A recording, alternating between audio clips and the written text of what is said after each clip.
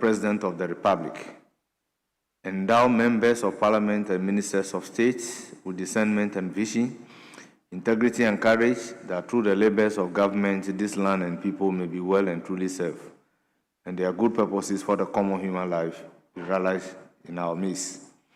O God, grant us a vision of our country, fair as it might be, a country of righteousness where none shall wrong his neighbor, a country of plenty where evil and poverty shall be done away with, a country of brotherhood where all success shall be founded on service and honor shall be given to the deserving, a country of peace where government shall rest on the will of the people and the love for the common good. Bless the effort of those who struggle to make this vision a living reality. Inspire and strengthen our people that they may give time, thought, and sacrifice to speed the day of the coming beauty of Ghana and Africa. Amen.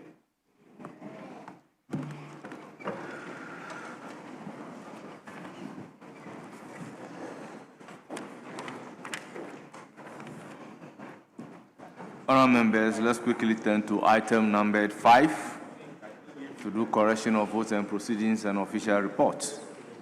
I have in my hand the vote and proceedings of Wednesday, 18th March 2026 for correction. Page 1,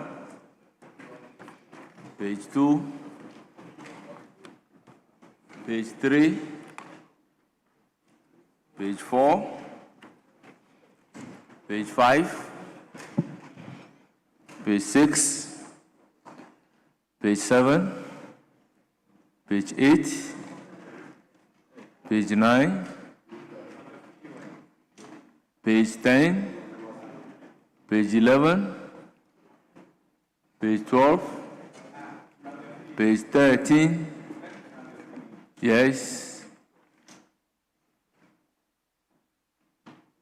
page 14, page 15, page 16, page 17, page 18, page 19, page 20, page 21, 22, page 23, 24, 25, 26, 27, 28, 29, 30, 31, 32, 33, 34, 35, yes, page 35. Speaker, thank you so much. Speaker, with your permission, let me congratulate the clerks at table. They've done so well. The name of the committee at page 35, that's Committee on Public Administration and State Interest. The interest should be the plural version. Thank you. Table office, take note. Page 36, 37, 38, 39, yes. Speaker, page 38, item 2, under attendance. II. The name of the member for Upper Manyakrobo is Mr. Bismarck Tetenyaku. The Nyaku has been... Check the spelling of the Nyaku. Table office, take notes. Thank you for that observation. 39, 40, 41, and 42. Honourable members, the votes and proceedings of Wednesday, 18th March 2026 as corrected is hereby adopted as the true record of proceedings. We have official report of Thursday, 12th March 2026 for correction. Honourable members, any correction?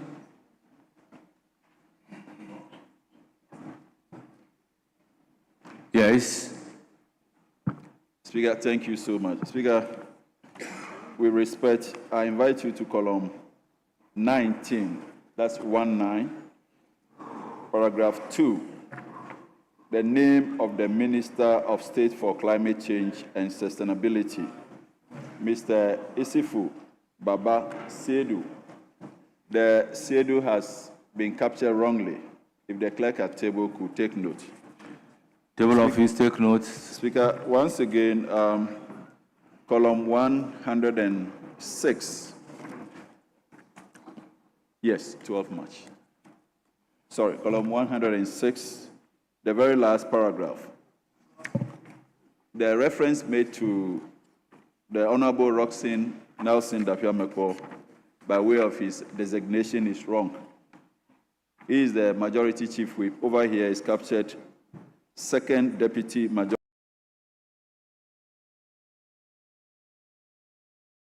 whip.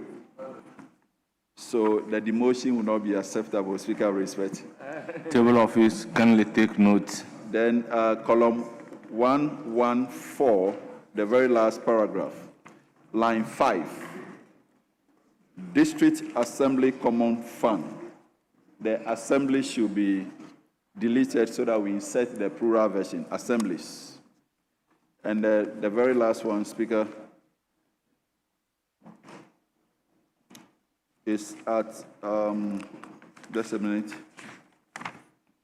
column 158, paragraph 3.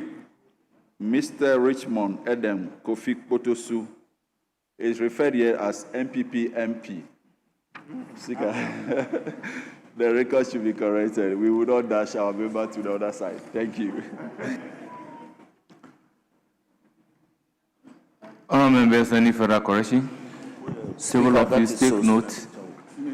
Speaker, page 109, column 1, paragraph 4. The statement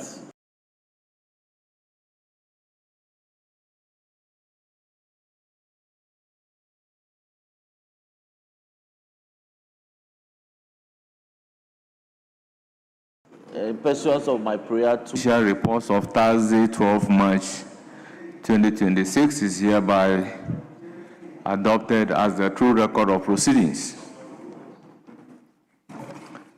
Honorable members, with your indulgence, I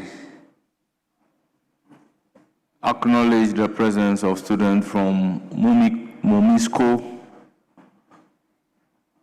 led by Sebastian Kaki Ampim, headmaster. They are from Masujamani, the number 77. We also have Ayeldu St. Augustine Catholic Basic School, led by Enoch Ajay, a teacher.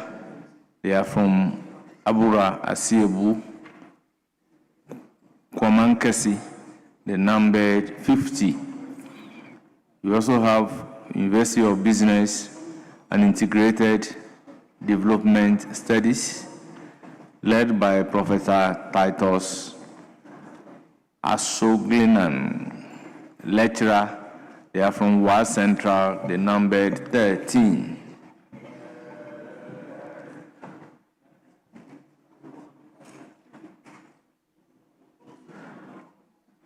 Honourable members, we also have Atu Montessori School, led by Dr. Samuel Pebi Apia, proprietor, and they are from Ayawaso Central, they numbered 49. Honourable members, on your behalf, I welcome them to Parliament of Ghana and urge them to have a fruitful visit. Kindly resume your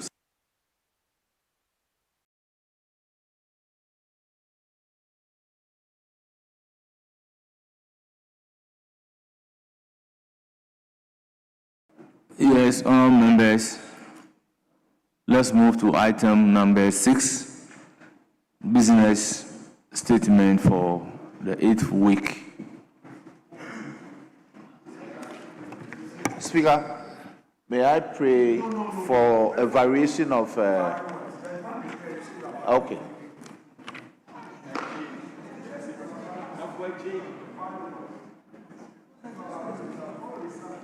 Yes, you have the floor. Thank you very much, Mr. Speaker. Mr. Speaker, your committee met yesterday because tomorrow is a public holiday, so we didn't do the usual Thursday meetings. Yesterday, Wednesday, 18th March, and arranged business for the House for the 8th and I believe last week. ending Friday, 28th of March, 2026. And then we submit our report as follows. Mr. Speaker, you may read any available communications to the House. Statements pursuant to Order 91-2 by ministers may be made, and Order 93 by members may also be made. Bills, papers, and reports pursuant to Order 159 and 160 may also be laid. If we need to take any under certificate of urgency, it can be done. Motions and resolutions may be debated, and consequential resolutions, if any, taken. Mr. Speaker, once again, the Business Committee has observed that there is a total of 291 referrals at committees. And it's once again urging the committee to expedite work on the referral for the consideration of the House in accordance with Order 267. Mr. Speaker, the Business Committee recommends that in the ensuing week, sittings of the House should commence at 10 a.m. each day. This is to afford the House ample time to consider the outstanding businesses that must be done before we adjourn sine die. The committee further recommends that questions and statements should not be scheduled in the ensuing week. This is to afford the House ample time to dispense with the consideration of outstanding bills. We have several bills before us, which we need to pass before we go on recess. So the committee entreats all leadership of committees to avail themselves in the House during the consideration of the bills referred to their respective committees. Mr. Speaker, the House is expected to adjourn sine die on Friday, 27 March 2026.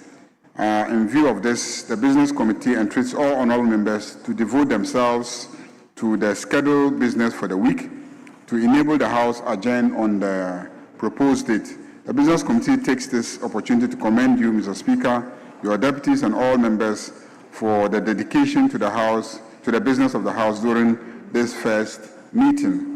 Business Committee urges all honorable members to continue with this commitment until the House adjourns sine die. Business Committee also wishes all the honorable members a happy Eid-ul-Fitr. The committee remains hopeful that we will all return in the best health for the business of the second meeting. Mr. Speaker, in accordance with Order 2162 and subject to Order 67, the committee submits to the House the order in which the business of the House shall be taken during the week. Thank you, Mr. Speaker. Honourable members, business statement ably presented. It is now for your comment. Any comment?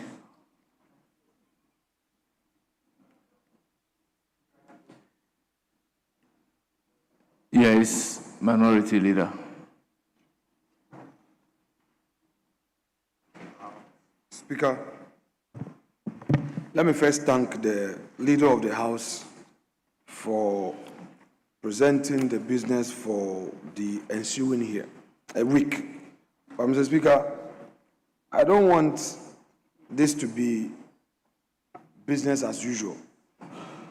Items that are captured in the Business Committee's report must find space on the floor, and we must do that. Since we started, we've had this pending motion, one on the gold board. Mr. Speaker, in the first week, the understanding was that we're going to take this motion. Each time, applicants will prepare and come, and Mr. Speaker, we are unable to take them. There's a second one on Bank of Ghana, the gold that they sold, 18 tons. Our colleagues also filed that motion. The motion was admitted, and that has not found space in the order paper.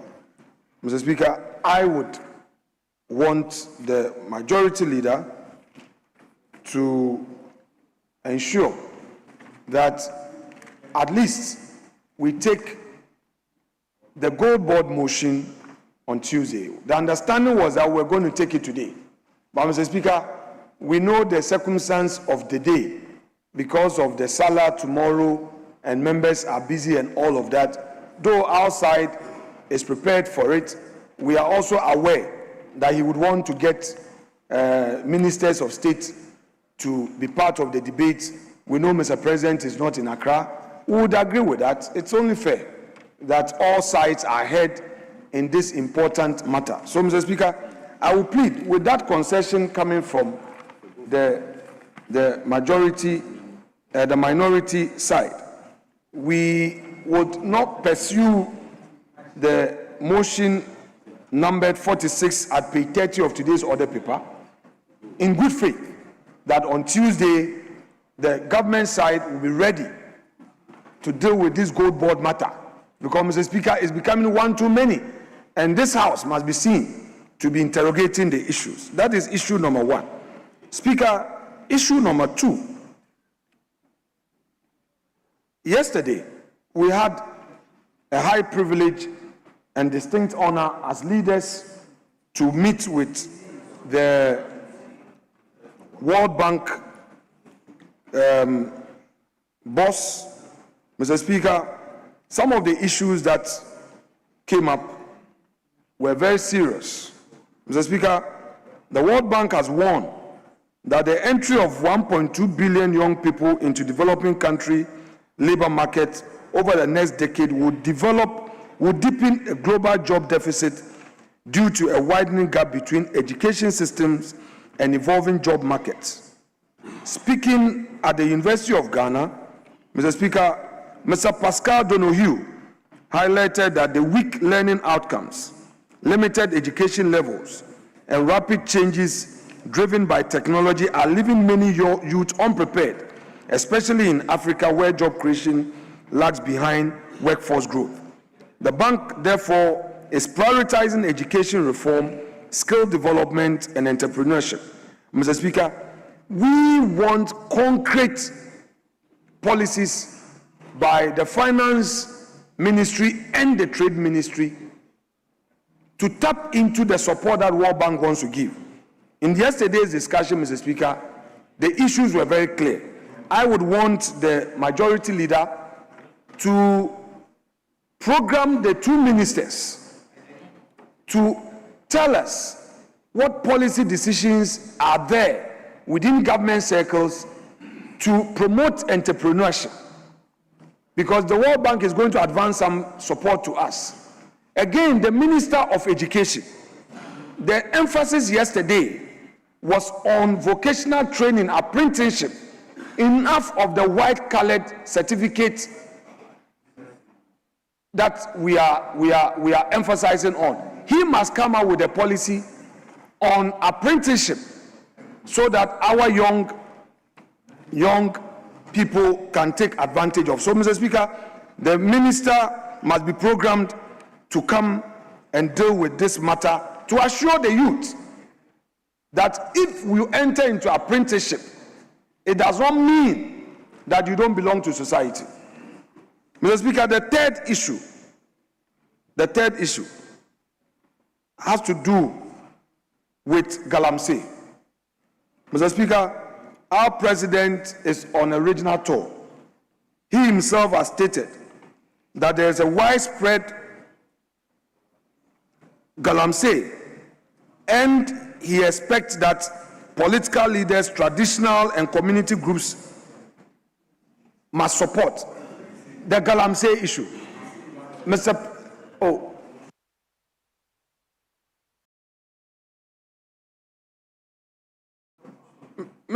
Speaker, Mr. President has acknowledged the fact that Galamsey is getting out of hand and is now calling on political leaders, traditional leaders, and community leaders to assist in this fight. Mr. Speaker, according to Mr. President, the stakeholders he has mentioned are making it difficult to eliminate this Galamsey menace, especially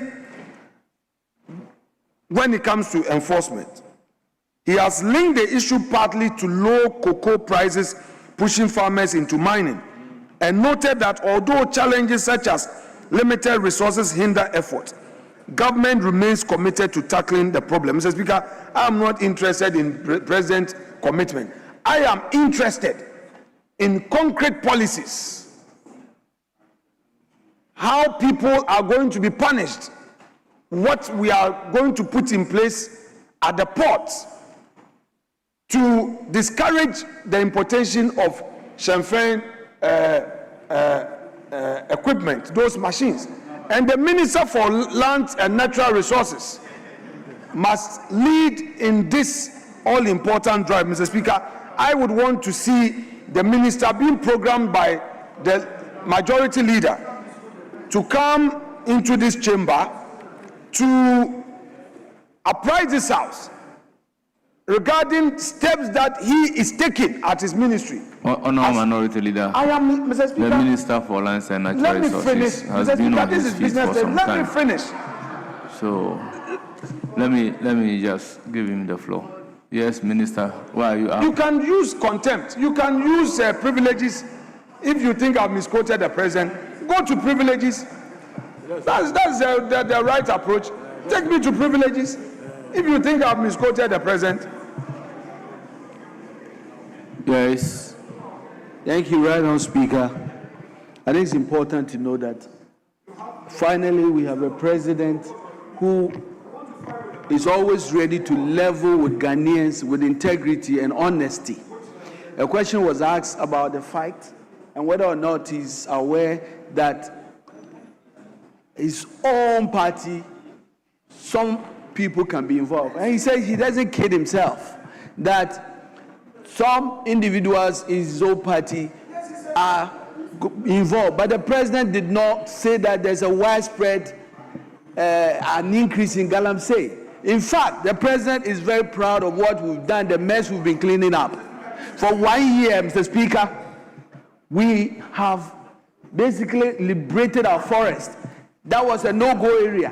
No-go area. We are cleaning our water that was damaged by our friends here. Minister for Lands and so we are and Natural making a lot of Resources, progress in the fight against Galamsey. You would have but we your don't turn. kid ourselves that the problem is completely 100% Honourable and that's the Minister, president, you what the have your president turn alluded to to. comment on And the so don't business misquote the statements. president. Yes. We are Honourable honest and Minority- leveling with the people of Ghana, and we are Honourable proud Minority of the Leader. fight we are putting up with all the initiatives, Blue Water Guard, NIMOS. Honourable Minister for Lands and Natural Resources, you have your turn. Honourable Minority Leader, we agreed to create a space for you when we come to statements. That was the agreement. So I'm quite surprised that the time for business statement, contrary to the agreement that we have reached, because we said you will be allotted space during the time of statement. Oh, Mr. Speaker, maybe you've misconstrued it. That one is in respect of the helicopter crash. These are national issues that, as minority, Yes. I will have a duty to bring it up for Yes, the minister, but the leader Minority of Leader, government business. if you I look can at be brief on the issues. Order 93, during the time for statement, you can seek leave of the Speaker to draw the attention to a matter of urgent public importance or personal nature, but not during the time of business statement. Speaker, I take a cue. Speaker, I take a cue. But Mr. Speaker, I would want to encourage the Minister of Natural Resources and Lands that there is every unfettered opportunity for him in this House to come and share his success story. Use ministerial statement to come and address us to address it. The president acknowledged that his own people are doing Galamsey. And you yourself, you just quoted Mr. President. So I didn't even bring that up. You brought it up. So let's not go there. But I've taken a cue from Mr. Speaker, and I would therefore... Yes. That's what he said. That's what he said, not me. That's what he said. Yes, that's what he said. Yes. So, Mr. Speaker... So, Mr. Speaker, I would hold the other matters. I will hold the other matters for the statement. But, Mr. Speaker, let me just end on this point, that in the Upper West region, there is severe shortage of workforce. There is no single doctor, according to reports, that it is reported that there is no single doctor in the Upper West region. No single doctor in the Upper West region. Mr. Speaker, yes, so I'm saying that the minister should come and confirm.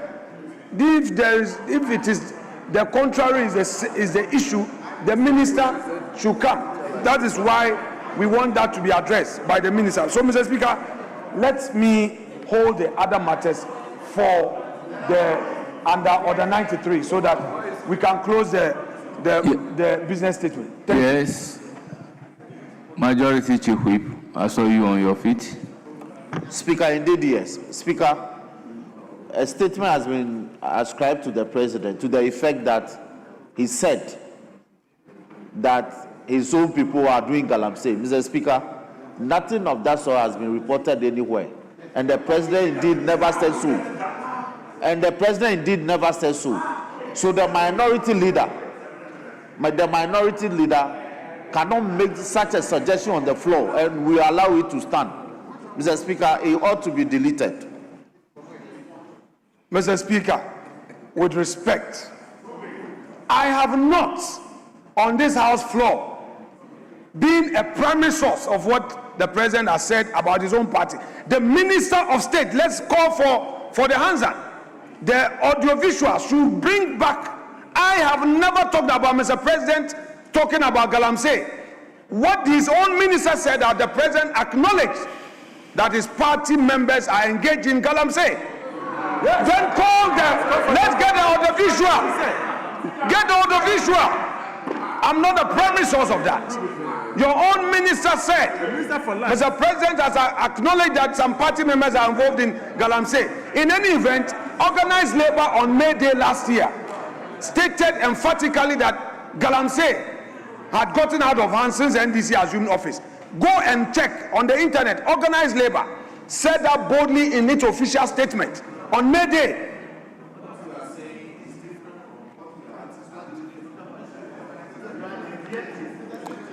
Yes, Majority Leader of Government Business.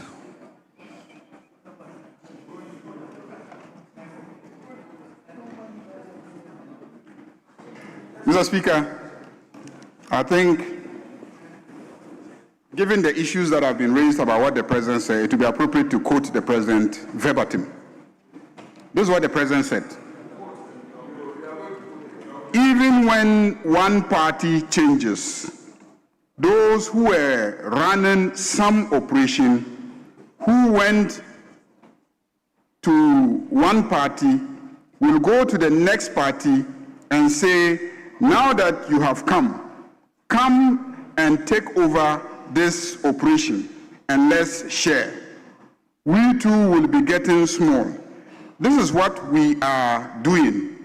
And so I don't kid myself that we don't have our own people involved. So this is in response.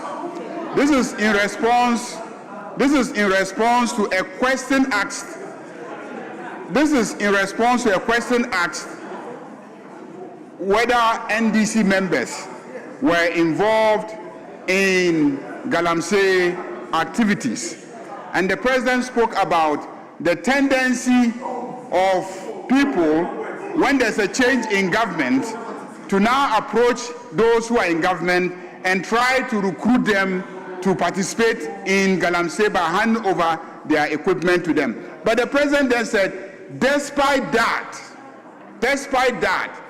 he is very proud of his record so far in the fight against Galamsey, and went ahead to outline all the measures that have been implemented to deal with the problem of Galamsey. All the equipment that are held up at the port, which would have been out there in the forest, causing deforestation and polluting our water bodies, stand as evidence of the work that he has done. Clearing certain forests of illegal miners stand in testimony to the work that he has done. Mr. Speaker, I have said it repeatedly that the problem of Galamsey was aggravated by the involvement of heavy earth-moving machinery. Today, we can confidently say that those earth-moving machineries are not in the field carrying out Galamsey activities. The artisanal mining that has been going on since old ancient Ghana Empire, that one, it will be difficult for you to stop it completely. Artisanal mining, where the young people with their pickaxes and shovels are digging and then trying to process and get their small-scale mining, gold, that has been with us for ages. What created the problem was when foreigners moved in and started pre-financing our indigents with earth-moving equipment. So what we needed to deal with was to take out those earth-moving equipment. But we cannot totally deprive those young people of the use of their labor in the way that they've done historically. As far back as when I was a law student, I recall being a research assistant to my lecturer who was proposing, the new small-scale mining laws. And I went to all the mining sites in this country. And at that time, more than 25 years ago, I saw artisanal mining activities, this Galamsey that we are talking about today. But it was small scale, and they were just using pickaxes, shovels, digging, processing it. Some of the big mines today, they moved to those locations because of the activities of these artisanal miners. That's how they discovered that there was gold there. So this has been with us for a very long time. What was not with us was the huge excavators, huge dozers. And I know that a lot of it was financed by bigwigs in certain parties and certain governments. And that is not happening any longer. And that's why the president is proud of his record to say, look, I've done as much as I can. Why? In this same house we know. So this same house we know. People are being prosecuted in court today. They are being prosecuted in court today. So the evidence is manifest. So, Mr. Speaker, we are proud of our record in dealing with the issue of Galamsey. And the president said, I'm not kidding myself. It's possible that my own party people are involved, but I'm doing a lot of work. It is true that you have a motion pending, and we have had some discussions, and we're hoping that early next week we can take the motion. I can assure you that this central bank governor is an excellent gentleman. I mean, within 1 year, you can see the stability that he has brought to the currency of this country. Within 1 year, you can see how diligently he has restored the integrity of the financial sector of this country. You can see how the banking sector has been revived. Interest rates have come down, and there's liquidity in the system. Mr. Speaker, I know many of you are being chased by your bank so that you can come and take loans, because there's so much liquidity in the system and the interest rates are low. So this central bank governor has done so well, and this side of the house is ready to debate his track record. We are ready to debate the track record of the central bank governor. We are very proud of it. As for Gold Board, it is our major achievement. The establishment of the Gold Board, the method by which we have convinced small-scale miners to sell the gold to government, and then we are able to build reserves that we have used to stabilize the currency. We are very proud of that track record. We are not saying that there will be no cost. There is always cost to progress. Progress costs some money. Success costs some money. Stability costs some money. So as for cost, there will be cost, and we are ready to debate that cost. Now, youth unemployment, yes. As for youth unemployment, it is a reality. The numbers that are applying for the recruitment into the security agencies is definitely a wake-up call. And as for what the World Bank President has said, I can assure you that the various ministers of education, of labor, and of course of industry, when we invite them using the proper channels, they will come and brief us as to what we are doing differently to try and create jobs for our youth. So I know that there are mechanisms by which you bring ministers to this house. And again, every Friday, I seem to have to remind you that you don't bring ministers to this house by getting up on Friday and saying that ministers have to be brought to this house. You know that ministers are brought to this house by being asked questions. You ask the minister a question: what are you doing to create employment for the youth of this country? And the minister will come and answer. You ask the minister for education: what are you doing to ensure that they acquire the relevant skills? The minister for education will come and then, answer. But you don't ask questions. Then on Friday, you will get up and say everything about unemployment. How are you helping the youth by just talking about unemployment?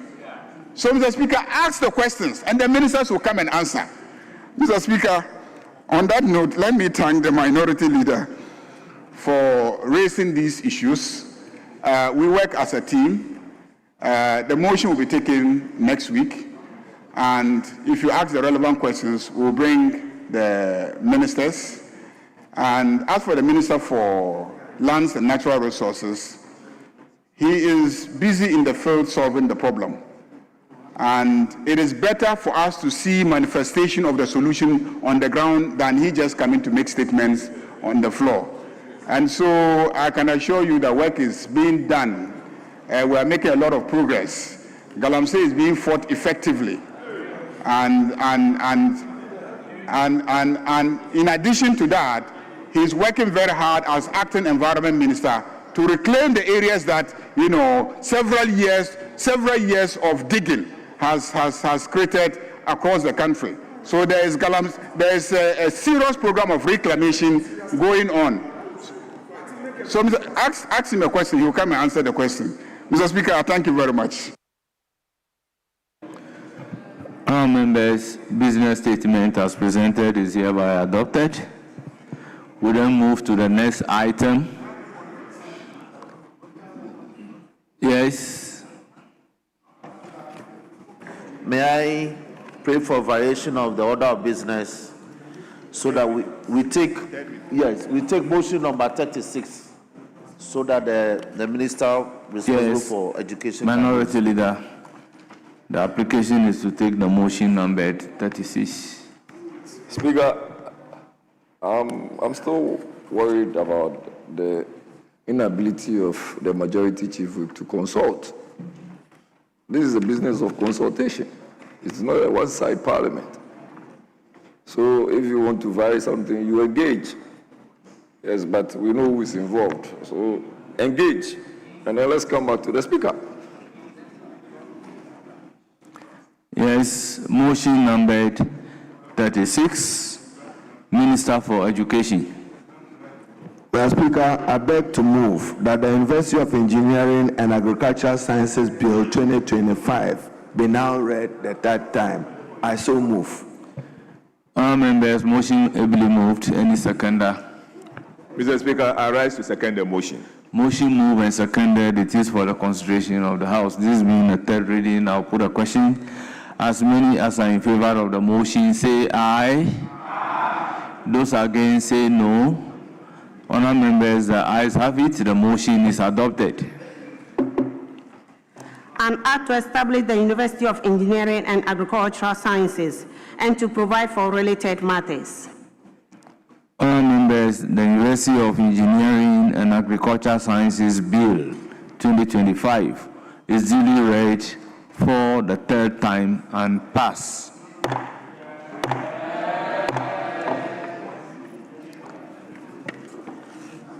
Yes. Speaker, may I, before we come to item number 7, may I pray that we take item number 8 to lay the report of the committee responsible for lands and natural resources. Just lay it, Mr. Speaker. Mr. Speaker, The committee chair just stepped out, so I pray that the member of the committee, the Honorable Richard Achampong, does so on behalf of the chair of the committee. Honourable members, at commencement of public business, presentation of papers, item numbered 8. Report of the Committee on Lands and Natural Resources on the mining lease agreement between the Government of the Republic of Ghana, represented by the Ministry of Lands and Natural Resources and Barari DV Ghana Limited, for the mining of lithium and other minerals at Mount Kasim, 42.63 kilometers in the Infantiman municipality of the Central Region. Honourable members, the paper has been duly presented and it is for distribution to honourable members. Yes. Speaker, may we take item number 6? Item number 6. Item numbered 5. We have taken the business item statement. Number 7, Mr. Item number 7, rather. Mr. Speaker, item number 7. Speaker, may I pray you? Yes. May I pray you in pursuance of order 93.1 to make a statement in respect of a matter of urgent public interest. Speaker, 3 days ago, a private helicopter crashed.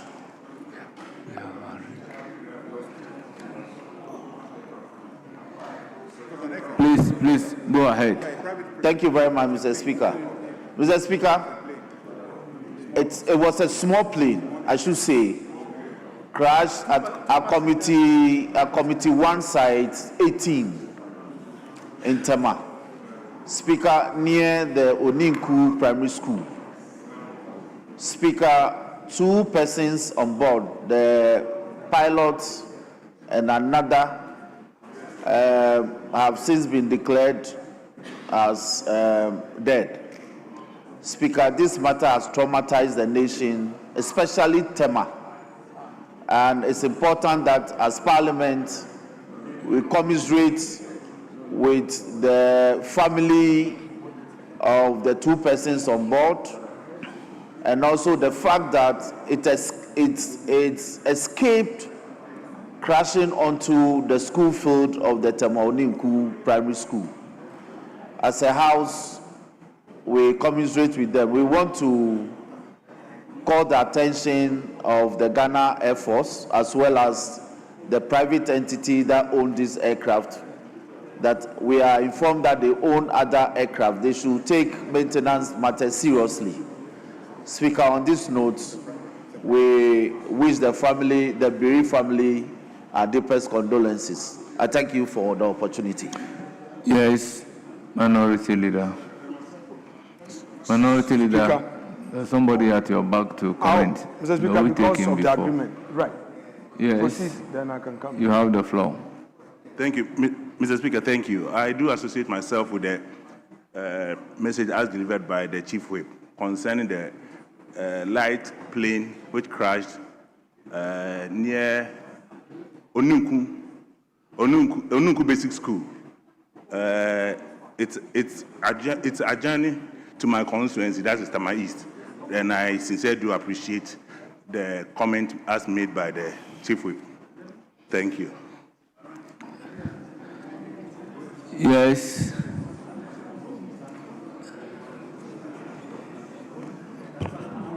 Yes, you have the floor.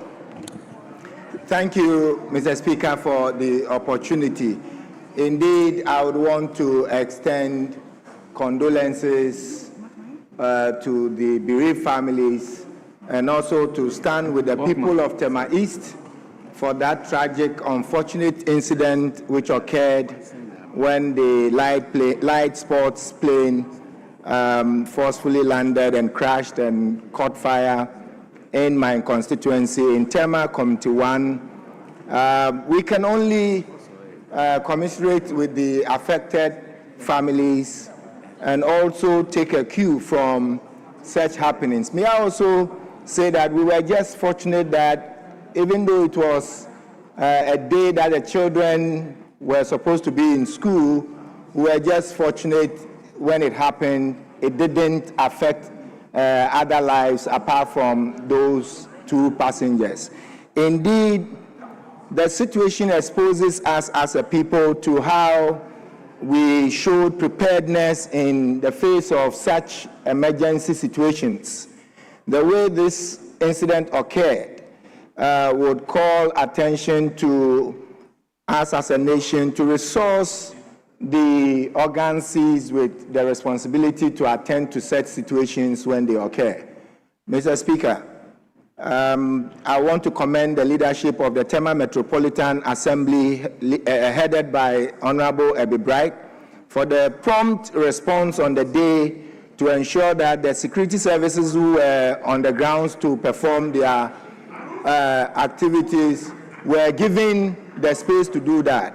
I would also want to put on record that the response rate of the Ghana Fire Service for the Tema Region Fire Service was also very commendable. In addition to that, all key state actors did a good job, and the following day, the way in which they protected the evidence for further investigations was also commendable. And I want to thank my leadership for giving me this space to share this few thoughts. Mr. Speaker, I thank you for the opportunity. Minority Leader. Speaker, I rise on behalf of my colleagues on this side of the House with grief and deep concern following the tragic microlight aircraft crash that occurred on Monday, 16 March 2026 at approximately 2:49 p.m. within the Tema Community 1, Size 17 on the compound of the Tema Metropolitan Assembly Nursery 3 School near Oninku Park. Mr. Speaker, as reported, a privately owned Sky Arrow microlight aircraft with registration number NJ-ADV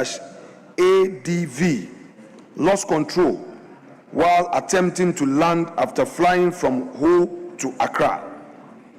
The aircraft crashed and burst into flames within a populated area, tragically claiming the lives of 2 Ghanaian citizens, Captain Frank Amwenin Donko, aged 36, a highly experienced pilot and a certified flight instructor, and his brother, Elijah Ofori Donko, aged 25, a promising university graduate. Mr. Speaker, the minority extends its deepest condolences to the bereaved family, particularly the parents and relatives of the 2 brothers, their friends, colleagues in the aviation sector, and all who have been affected by this tragedy. These were cherished sons of Elder Frank Kwabna Donko, founder of the Hebron Prayer Camp. May the Almighty grant comfort and strength to the family and all who mourn. Speaker, by the grace of God, there were no extended casualties.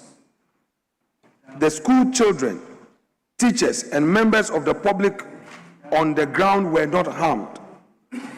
But let me, on behalf of my colleagues, acknowledge the swift and heroic response of teachers, members of the public, and first responders, including the Ghana National Fire Service, the police, and NADMO, that ensured that the fire was contained and no further loss was sustained. Speaker, beyond mourning, this incident raises serious questions that demand urgent answers. As you are well aware, our colleagues who lost their lives on the 6th of August 2025 helicopter crash, to date, we in this House do not have the full report that was commissioned by His Excellency the President.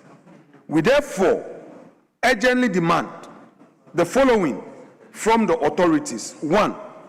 How was a privately owned microlight aircraft allowed to operate over a densely populated corridor with such a devastating consequences? 2. Were all safety protocols, maintenance procedure, and pilot certification strictly observed? 3. What regulatory oversight existed, and why did it fail to prevent this disaster? And finally, could this tragedy have been prevented with stronger monitoring and enforcement? Speaker, the fact that a private aircraft could traverse civilian airspace and crash within a populated area underscores systemic failures in risk management, oversight, and enforcement. Our country, Ghana, cannot continue to normalize preventable disasters. Leadership demands accountability, and the government, we respectfully submit, must act decisively. Speaker, in the light of this tragedy, the minority respectfully calls on the relevant authorities to conduct full, transparent, and independent, as well as time-bound investigation, with findings made public, detailing the cause of the crash, any lapses in certification, maintenance, and operational procedures, and corrective measures to prevent reoccurrence. Review and strengthen aviation safety protocols for all microlight and private aircrafts, particularly in or near them. Ensure adequate resourcing of investigative and regulatory bodies to guarantee rigorous monitoring and enforcement. And finally, establish a support system for bereaved families, providing timely assistance and care to mitigate the impact of such tragedies. Mr. Speaker, our side of this House will continue to follow this matter closely and support every measure aimed at protecting lives, strengthening aviation safety, and ensuring that preventable tragedies do not occur again. In conclusion, Mr. Speaker, the minority hereby reiterates, as we even mourn the loss of Captain Frank Donko and Elijah Donko, that this tragedy to serve as a call to action. It must compel government to enforce safety regulations, strengthen oversight, and protect the lives of all Ghanaians. We owe it a duty to the departed, their family, and the nation to ensure that preventable tragedies like this never happen again. The nation must not be seen only to be mourning when the individuals involved are public officers. Everybody in our country matter to the extent that they are citizens. They have rights, far rights. May their souls rest in perfect peace and rest in the everlasting hands of our Maker. Mr. Speaker, I thank you so much for this treasure space.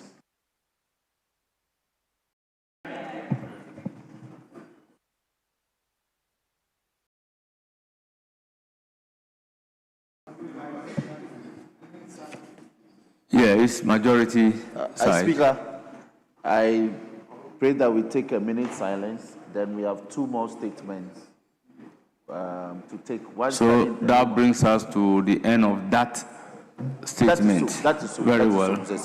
Honourable members, may we stand up and observe a minute's silence.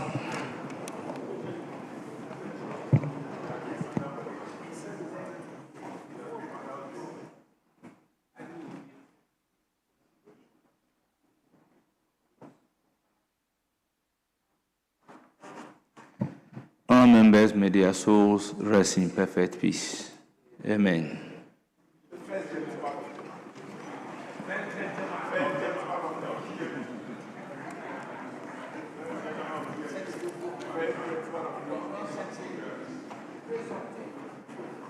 Honourable members, we have a commemorative statement Standing in the name of the Minister of Lands and Natural Resources, Honorable Emmanuel Ama Kofi Boa. You have the floor.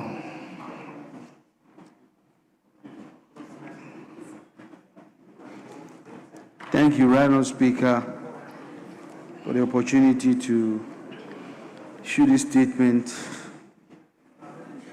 ahead of the global observance of the 2026 International Day of Forests, which is celebrated annually on the 21st of March.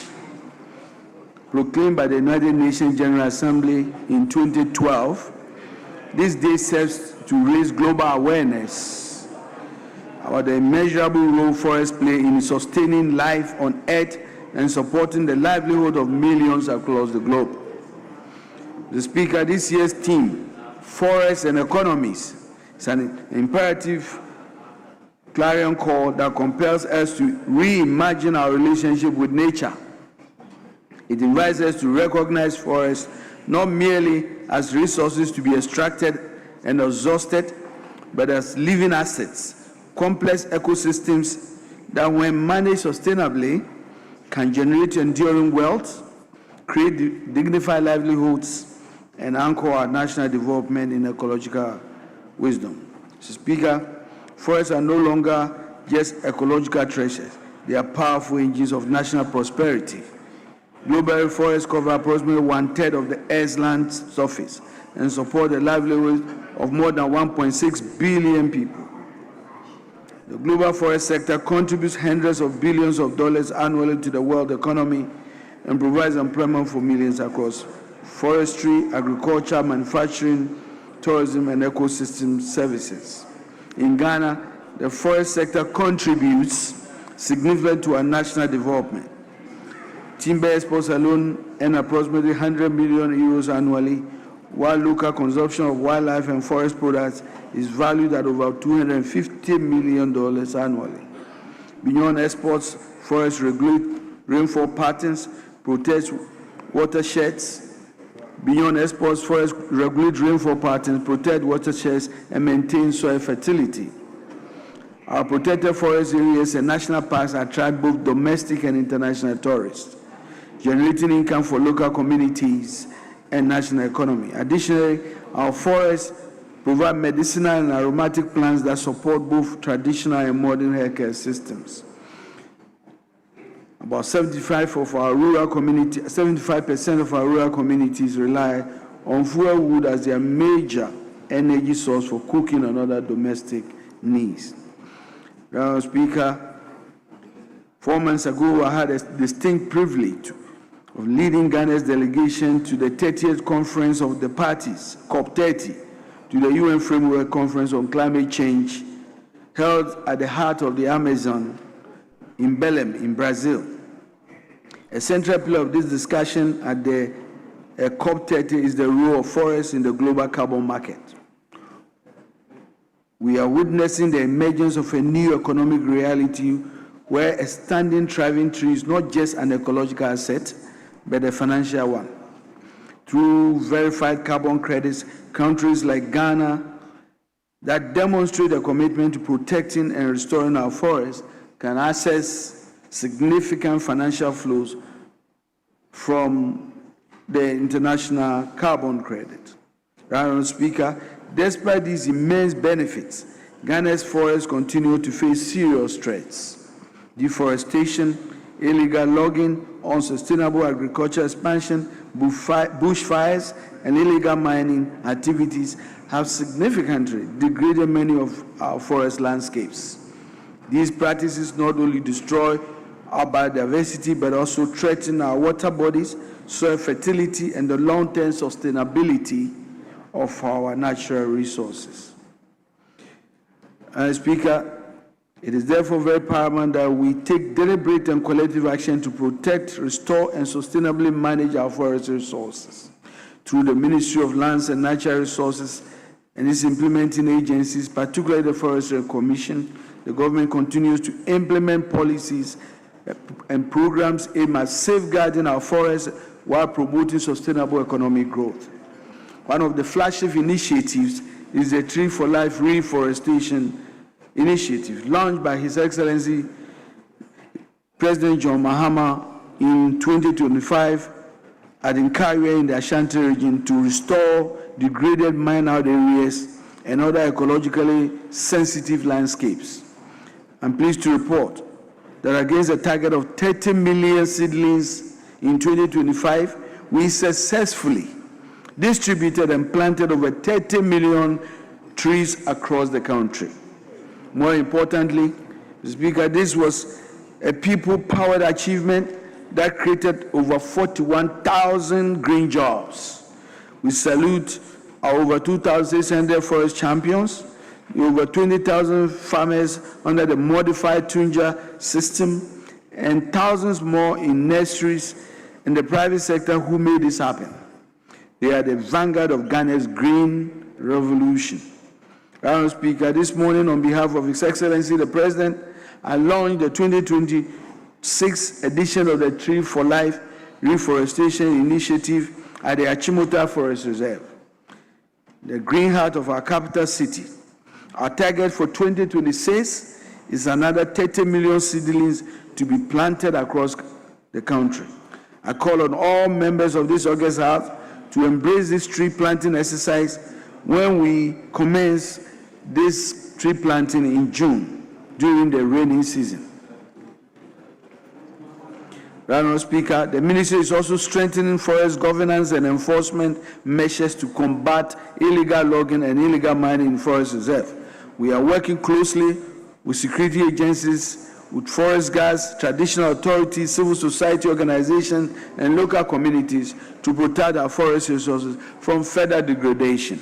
Additionally, Ghana continues to collaborate with international partners on the various climate and forest conservation programs. And I'm proud to note that in August 2025, Ghana became the first African country and the second globally after Indonesia to issue a forest law enforcement, governance, and trade license, FLET license, for the export of legally produced timber to the European market. This achievement places Ghana on the world stage as a leader in environmental sustainability and climate action. As we commemorate this year's International Day of the Forest, I wish to call on all stakeholders and all Ghanaians to join hands in protecting and restoring Ghana's forests. On behalf of the Ministry, I encourage all Ghanaians to actively participate in the 2026 Tree for Life Reforestation Initiatives. Let us remember that healthy forests mean healthy economies, healthy ecosystems, and healthy communities. As Franklin Roosevelt stated, and I quote, "A nation that destroys its soils destroys itself. Forests are the lungs of our land, purifying the air and giving fresh strength to our people." So we must collectively work to protect our forests. Madam Speaker, I thank you for your attention, and may God bless our homeland Ghana. Thank you. Honourable members, that is the statement ably made by the Minister responsible for lands and natural resources. Given the exigencies of time, how many contributors do we take? Leadership? Leadership, how many contributors? Speaker, we take 2-2 and leadership. 3. Very well. 2-2. Honourable Patrick Obama, you have the floor. Thank you, Mr. Speaker, for the opportunity to make some few comments. Mr. Speaker, as the Minister was making his statement, I decided to make a few checks.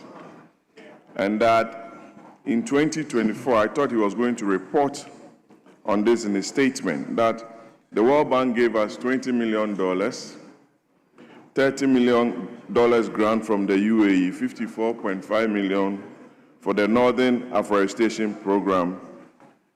In total, about $100 million for the forestry sector in 2024. I thought I was going to hear the Minister give us an update on where we are on some of these initiatives. The Minister also mentioned that he's planted and led a Green Ghana project with about 30 million trees. Tree for Life, whatever the name is, 30 million trees. And you couldn't give us an update on where these trees are, the district, the distribution, the districts who benefited and what are we. We needed to know, Mr. Speaker. Very important because, Mr. Speaker, back to the statement, we shouldn't be proud as a country that we've lost over 80% of our forest cover. And now we have to rely on donors to give us money for afforestation, reforestation.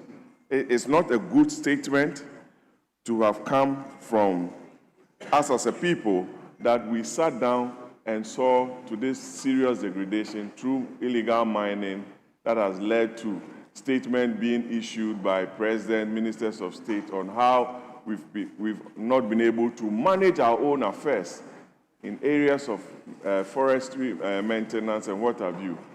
Look at our river bodies. Everybody wants to be a millionaire overnight. Mining in forest reserves at the detriment of generations to come. Mr. Speaker, I think the minister and the government must take this matter seriously. We've played a lot of politics with our forests and our river bodies, and it's about time that we act seriously. The president gave this country hope that he was going to fight illegal mining in our forest reserves and other places. But here's the situation that the president is telling us that Galamsey is a very difficult tax or issue to fight. We want to see more action in the preservation of our forests and our river bodies. I thank you very much, Mr. Speaker. Yes, Honorable Frank Afriye.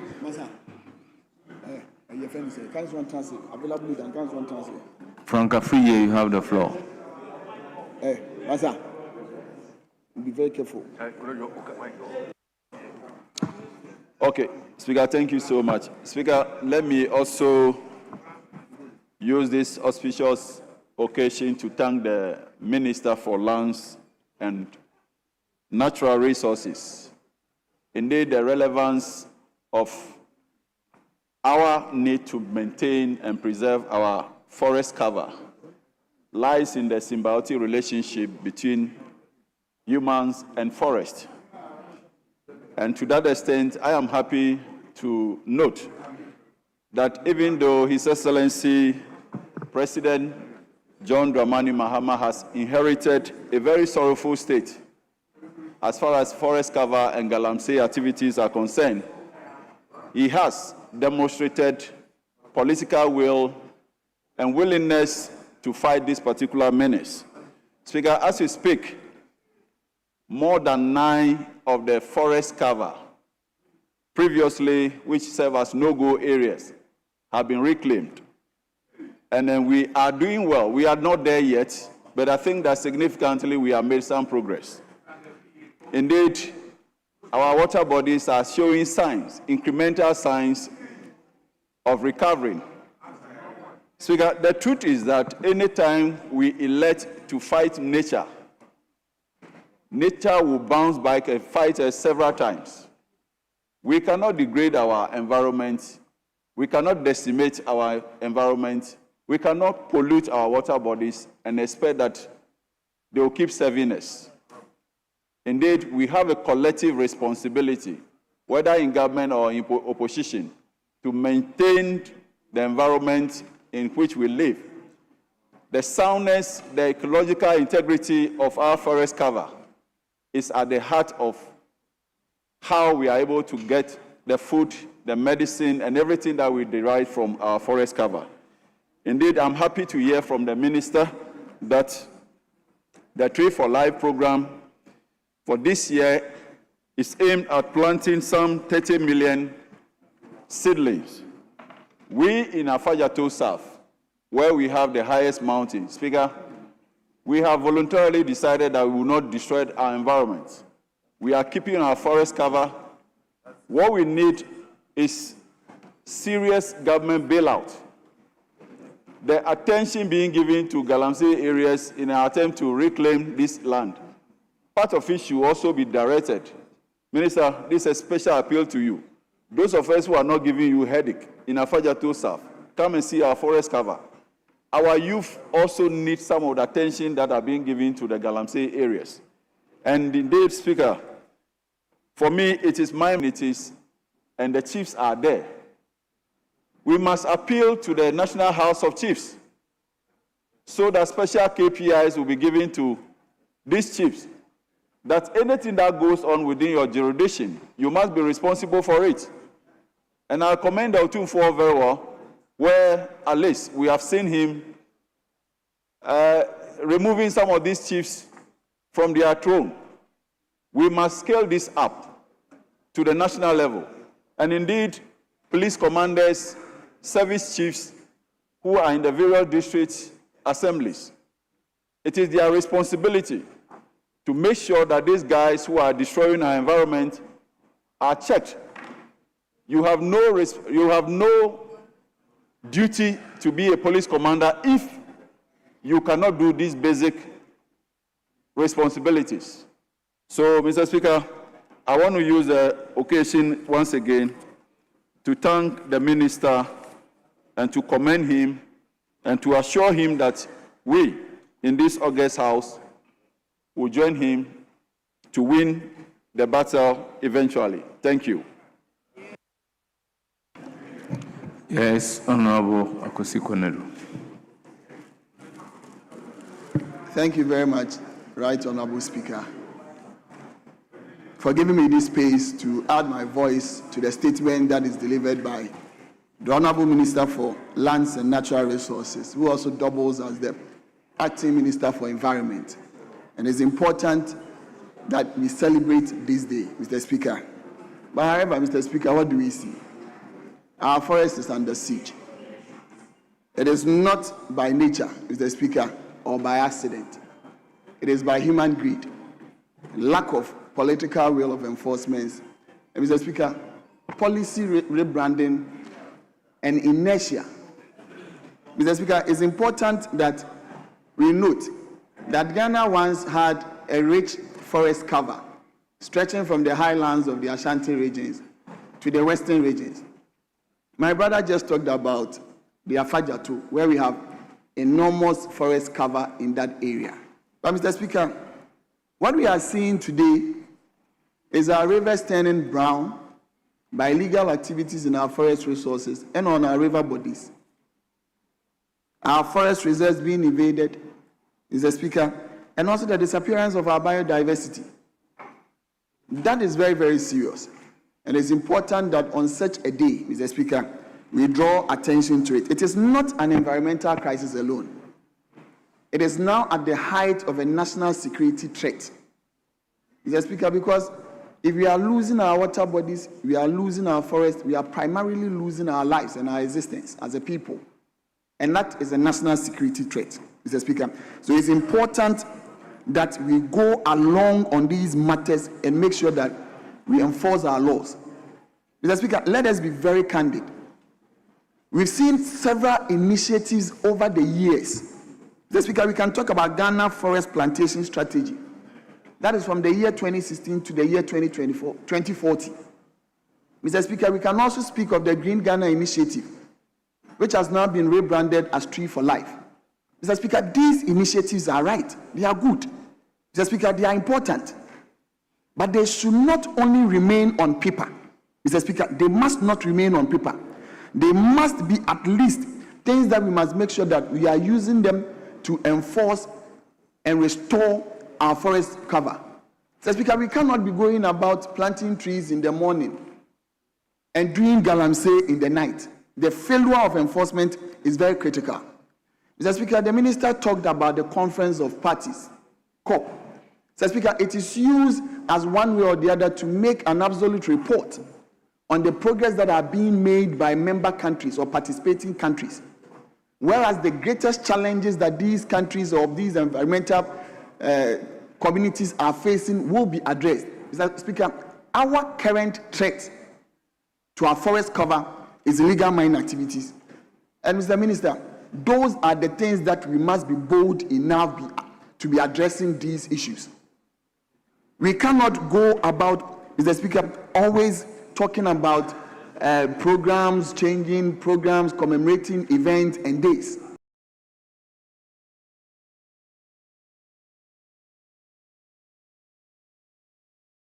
but we must have the political will for us not to let this day remain as one of the days on our calendar. There where we come, we commemorate, we talk about it, we stress issues, we go out there having ceremonies to commemorate. The political will must be there, the enforcement must be there. We must not lose sight that if we fail today to address the issues that are confronting us with the degradation of our forest reserves, Mr. Speaker, later generations will not talk about us as leaders. We may have held political positions, we may have held positions of authority, but they will talk of us as a failed generation that, Mr. Speaker, did not honor the pledge of nature to mankind.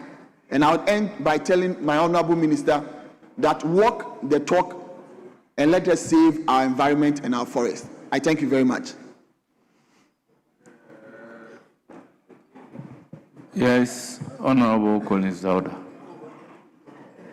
Thank you, Mr. Speaker, for the opportunity to contribute to this important statement delivered by the Minister for Lands and Natural Resources.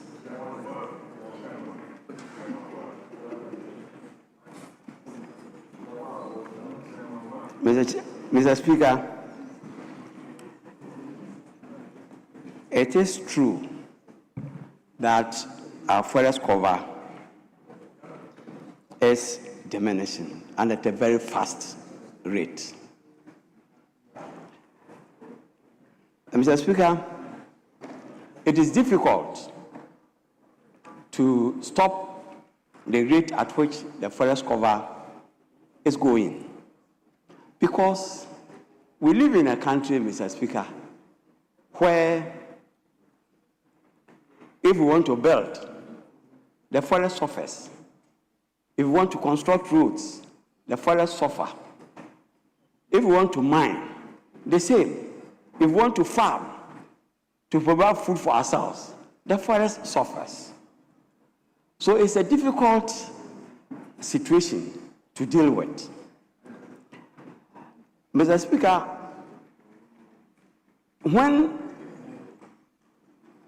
the state or the country decided to put some forests under reservation, the population at the time was very, very small or low.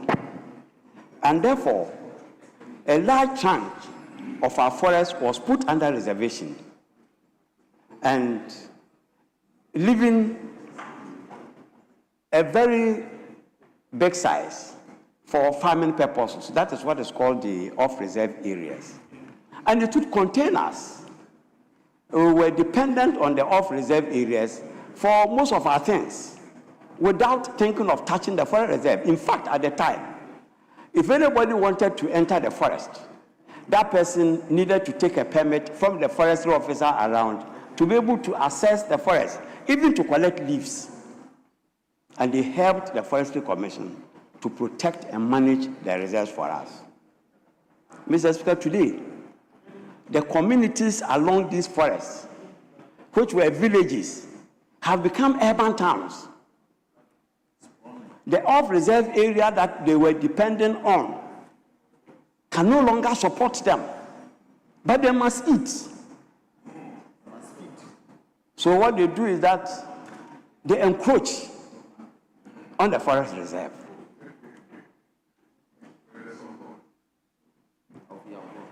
So, like it happens in any part of the world, when your forest is dwindling, what you do is that because it's a renewable natural resource, you go into tree planting. And that should be the focus. But Mr. Speaker, everybody in this chamber supports tree planting. Every government that has ever been in this country has come with one program or the other to plant trees to enrich the forest. But what we see, in 2010, when I had the privilege of serving this country as the Minister for Lands and Natural Resources, I also made a similar statement in this chamber. And my colleagues have equally made same statements or similar statements. But the forests keep going down. So the only way is to plant. If we make a conscious effort to plant, we'll have our forest back. Otherwise, let's forget about it. Mr. Speaker, every year during budget, we provide sums of monies to support plantation development in the country. At the end of the year, during the review, you realize that if 10 cities was allocated for plantation development, the maximum released for tree planting will be like four cities. So we speak passionately about tree planting, but the effort to ensure tree planting, we are sluggish. The Minister for Lands and Natural Resources, if you ask him to complain, he'll complain and complain and complain of resources. And if you take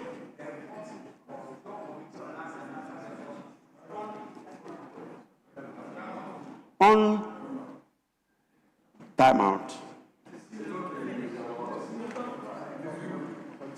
So, Honourable Member, 1 minute more. Okay, Mr. Speaker. So we all need to focus. We all need to focus on how we can provide money, enough money, for the minister to be able to do tree planting.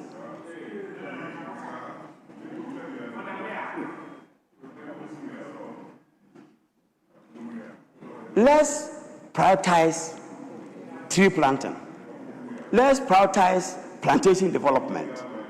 If we have forest, the benefits are enormous, particularly in this area where our youth are looking for jobs.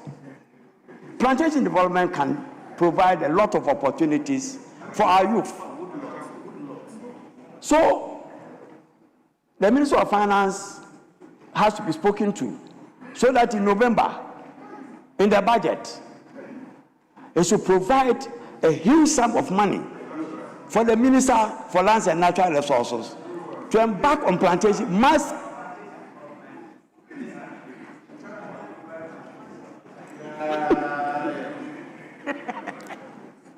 Yes.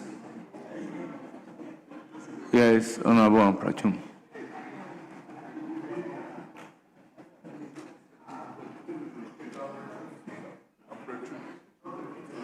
Thank you, Mr. Speaker, for giving me the opportunity to contribute to the discussion on the table, special reference to the statement that was made by the Minister for Lands and Natural Resources and Acting Minister for Environment, Science and Technology. I was with the Minister this morning when we went to the Achimota Forest to celebrate the day. And I was extremely happy because I'm somebody who loves nature, somebody who loves the forest, and somebody who loves the greenery. Where I come from, or where my constituency is the transition between the savanna and the forest belt. When I was growing up, a greater part of the constituency was forest. Now, 50 years down the line, there's been a big change. Savanna is seriously encroaching on the forest areas in my constituency. And I have seen the devastating effect that it has brought to bear on the constituency landscape and on the constituents. So it's good that we have a day like this where we celebrate and then we encourage the citizenry to join in preserving nature, in preserving the trees, and in preserving the greens. The forest, as we all know, is of great importance to all of us. Principally, through trees and through the green, we get our oxygen. And oxygen is life. So when we link the tree with life, we are linking the tree with the provision of oxygen. If we maintain our forests and the trees, we are also fighting climate change, and we all know the devastating effect that climate change has had on mankind and on our lives and in our future. Promoting it also gives support to biodiversity and plants and animals activities, which again is of great importance to our living as human beings. At the same time, when we have the greenery and we have the trees, it protects our rivers. It gives shades and it helps the rivers from drying up very fast. And we all know the importance of the rivers. Apart from the forest providing us with food, medicine, helping with our livelihood. In Ghana, there has been serious attack on the forest, and that is where my concern is. The river bodies. What is happening with the river bodies? The attack of Galamsey. What is happening in our forest reserves? The attack of the Galamseyers, of the illegal miners. It becomes so important that with the advent of Galamsey and the activities of small-scale mining or illegal small-scale mining, our environment is under attack. Our tomorrow is under attack. Our rivers are under attack. It's my prayer that this government, and especially the Minister for Lands and Natural Resources and Environment, will pay serious and particular attention in addressing the attacks that are happening in our forest reserves. There is no point paying lip service that we are working on it, we are coming up with innovative and creative ideas when nothing really is happening.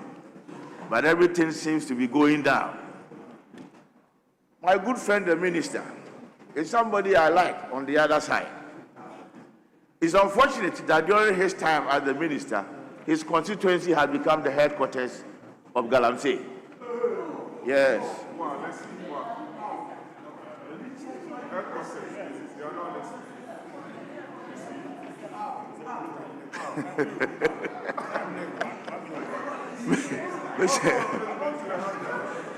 Again.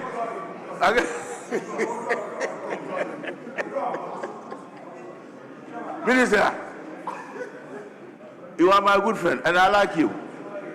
Unfortunately, I am a bit troubled about what is happening in your constituency, Elembele, with special reference to Galamsey.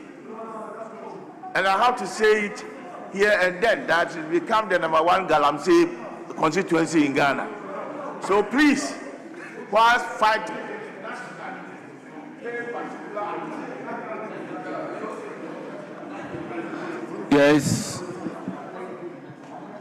Yes, majority side.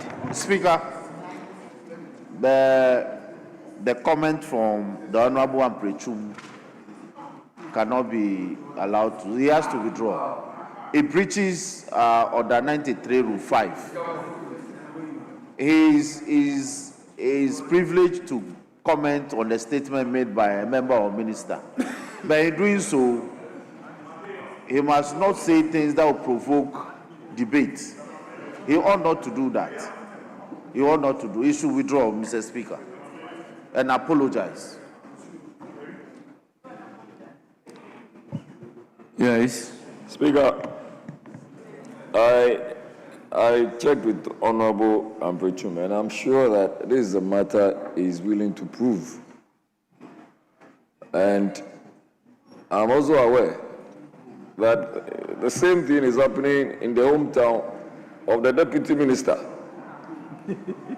And that of the House, just the area of the President. Yes. Honorable Jerry Ahmed. Honorable Ahmed. Honorable Ahmed. Honorable Ahmed. Speaker, the statement he made is to the effect that the minister's constituency is the headquarters. Let's not belabor. I'm saying that I have withdrawn. But I want to give you, in reference to the point I made, I have withdrawn. But let me quote what Honorable Jerry Ahmed, with all due respect, I give you the opportunity to comment on the statement you have decided to yield. Speaker, I am in leadership, respectfully. It's a matter that has to do with. You've agreed 2-2 under leadership. Yes. And I've taken 2 from Speaker, here. I came to you as a leader. You've decided to yield. So you do not have a right to comment. Your right to comment has been given out. The issue that we can deal with is whether it is a matter of facts that the constituency of the minister responsible for lands and natural resources is the headquarters for Galamsey. If not, Honorable Amprachum, I will urge on you to have that statement withdrawn. Speaker, so let me take the step. Honorable Jerry Ahmed, you are not the maker of that statement. Mr. Speaker, before I come to the substantive advice that you've given me, let me just make a small comment about it.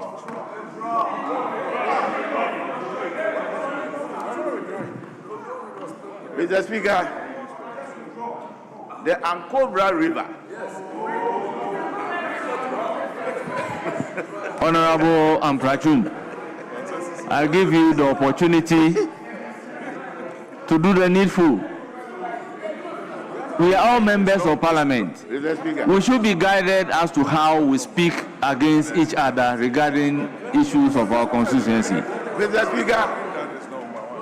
Speaker, let me modify my statement. I could see. Honourable members, with all due respect to the statement made by Amprachum that the constituency of the Minister for Lands and Natural Resources is the headquarters for Galamsey is accordingly ordered to be expunged from the record as if it does not exist. Honourable members, we are all members of parliament. We should be courteous as to how we speak against each other. Okay. The statement is expunged. Oh, yes. So I don't need to withdraw, but you first punch it. Yes. Yes, majority leadership. The statement is expunged. It's no longer in the record. So how will you be responding to what is no longer in the record? I want to educate him on Ankobra River. 93 kilometers river. I want to show him. Honorable Minister for Lands and Natural Resources, the statement is expunged and it does not exist. Speaker, I yield road to the Honorable Deputy Minister. Yes, Honorable Deputy Minister for Lands and Natural Resources. Mr. Speaker, I'm very grateful for this opportunity. Mr. Speaker, first of all, let me thank the Minister for Lands and Natural Resources for being a very responsible minister. He's come here this afternoon to remind us of a very important global activity. And so we need to eulogize him for that stewardship. Mr. Speaker, the theme for this year's International Day of Forest is forest and economy. And many relevant points have been made in terms of its economic benefits, its job creation, and all of that. Mr. Speaker, I have listened to my colleagues, and I think that days like this should be used in providing solutions rather than lamentations and accusations. Mr. Speaker, this is a house of records, and so when we speak, we must come with facts. Mr. Speaker, if there is any government that is noted on record, and I'll make reference to Professor Frimpong Barton's report. If you avert your mind to that report, those on this side will not have the moral right to even talk on issues of Galamsey. Mr. Speaker, we are in a situation where the MPP administration, Honorable Deputy Minister for Lands and Natural Resources, you are reminded of Standing Order 95, Order 93, 5. So you need to do the make sure that your comment does not generate into a debate. Mr. Speaker, I'm guided, and thanks for the direction. Mr. Speaker, the John Mahama-led administration inherited a situation where out of about 288 forest reserves, 44 of them were tampered with between the period of His Excellency Nana Akufo-Addo.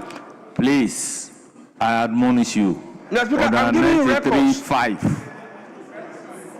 Mr. Speaker, I take the clue once again. Mr. Speaker, I'm saying that we inherited a situation where our forest reserves were tempted with. About 44 of them were tempted with, where we have Galamsey activity going on. Out of the 44, Mr. Speaker, 9 of them were completely taken over. This is what we inherited. I recognize the area I made on his feet. Speaker, still, as per your direction, he is still not listening. Speaker, I come under order 93.5, and to say that all the comments canvassed by him, the last part of his comments, Speaker, they are not a true reflection of the situation. Speaker, when I said one, you asked me to withdraw. Speaker, if he cannot provide evidence to the effect of what he's saying now, he should have that response, and I apologize. And it's not part of the business statement, Speaker. Yes, it's not part of the minister's statement, Speaker. Yes, Honorable Sule, you have Mr. Speaker, they are... be guided accordingly. Mr. Speaker, I am saying to you that we have 288 forest reserves, and out of that, what we inherited was that 44 of them were tempted with illegal activities in terms of mining. That's a fact. And this happened between a certain period, and that's a fact. And we are saying that out of the 44, 9 of those forest reserves were a no-go area. That's a fact.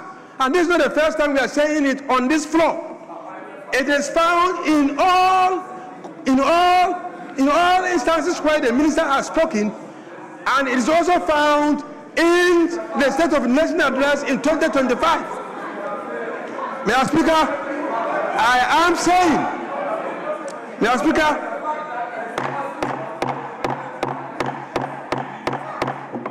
Honorable Sule, your time is going. You still have the floor.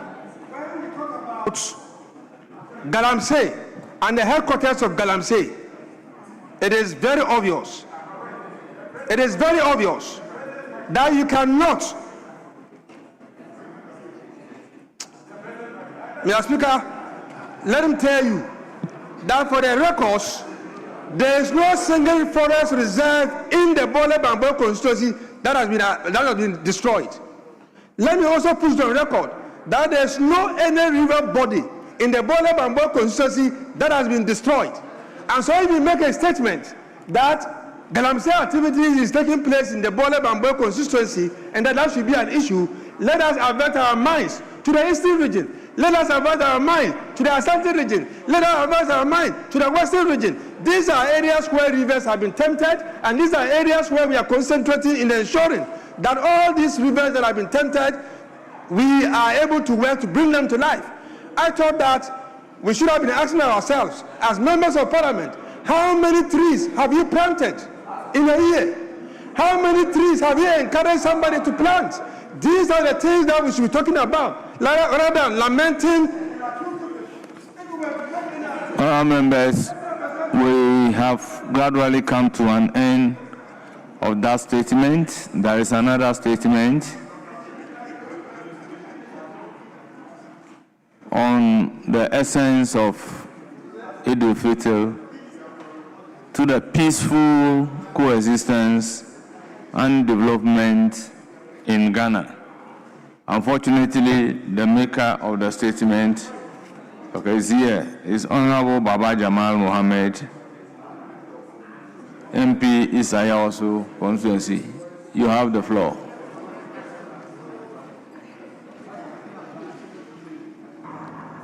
Yes. Yes, initially I thought the name would be in the head note, but I rather put the name down. Mr. Speaker, I humbly rise to make a statement on the essence of the celebration of Eid-ul-Fitr by the Muslim community in Ghana and the world at large. But permit me to greet you with the Islamic greetings, Assalamu alaikum.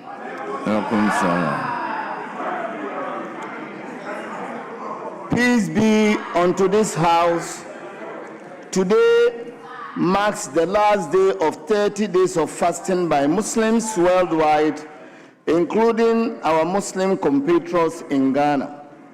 It has been a period of self-denial of food and worldly pleasures by Muslims, myself inclusive. Mr. Speaker, after fasting over the period of 30 days, Allah has ordained Eid-ul-Fitr for all Muslims for merrymaking, brotherly love, and total submission to the will of Almighty Allah. In Ghana, the celebrations of this festival starts tomorrow with massive prayers in all Muslim communities across Ghana, especially in the Zongos where we have large concentrations of Muslims. With the national celebrations and prayers at Independence Square to be led by the National Chief Imam, Dr. Sheikh Nur Sharbutu. The essence of this festival is to bring families and friends together as Islam teaches us to ensure every member of the community, be they Muslims or not, to be happy, well catered for, and shown love. This celebration teaches us peaceful coexistence and tolerance, which are essential tools for national development. It teaches Muslims to reach out to other people in their neighborhood and make peace with all mankind. Mr. Speaker, as Muslims celebrate Eid-ul-Fitr, the lessons learned during the fasting period must reflect in our daily lives as Ghanaians. The spirit of Eid-ul-Fitr is love for one another. Let all Ghanaians, not only Muslims, be our brother's keeper. One of the famous sayings of the Prophet Muhammad sallallahu alaihi wasallam, found in Al-Shaykh Buhari, is, Mr. Speaker, I quote in Arabic, "La yu'minu ahadukum hatta yuhibbu li ahi ma yuhibbu li nafsi." Translated, none of you is a true believer of Islam unless you desire for your brother or sister what you desire for yourself. Therefore,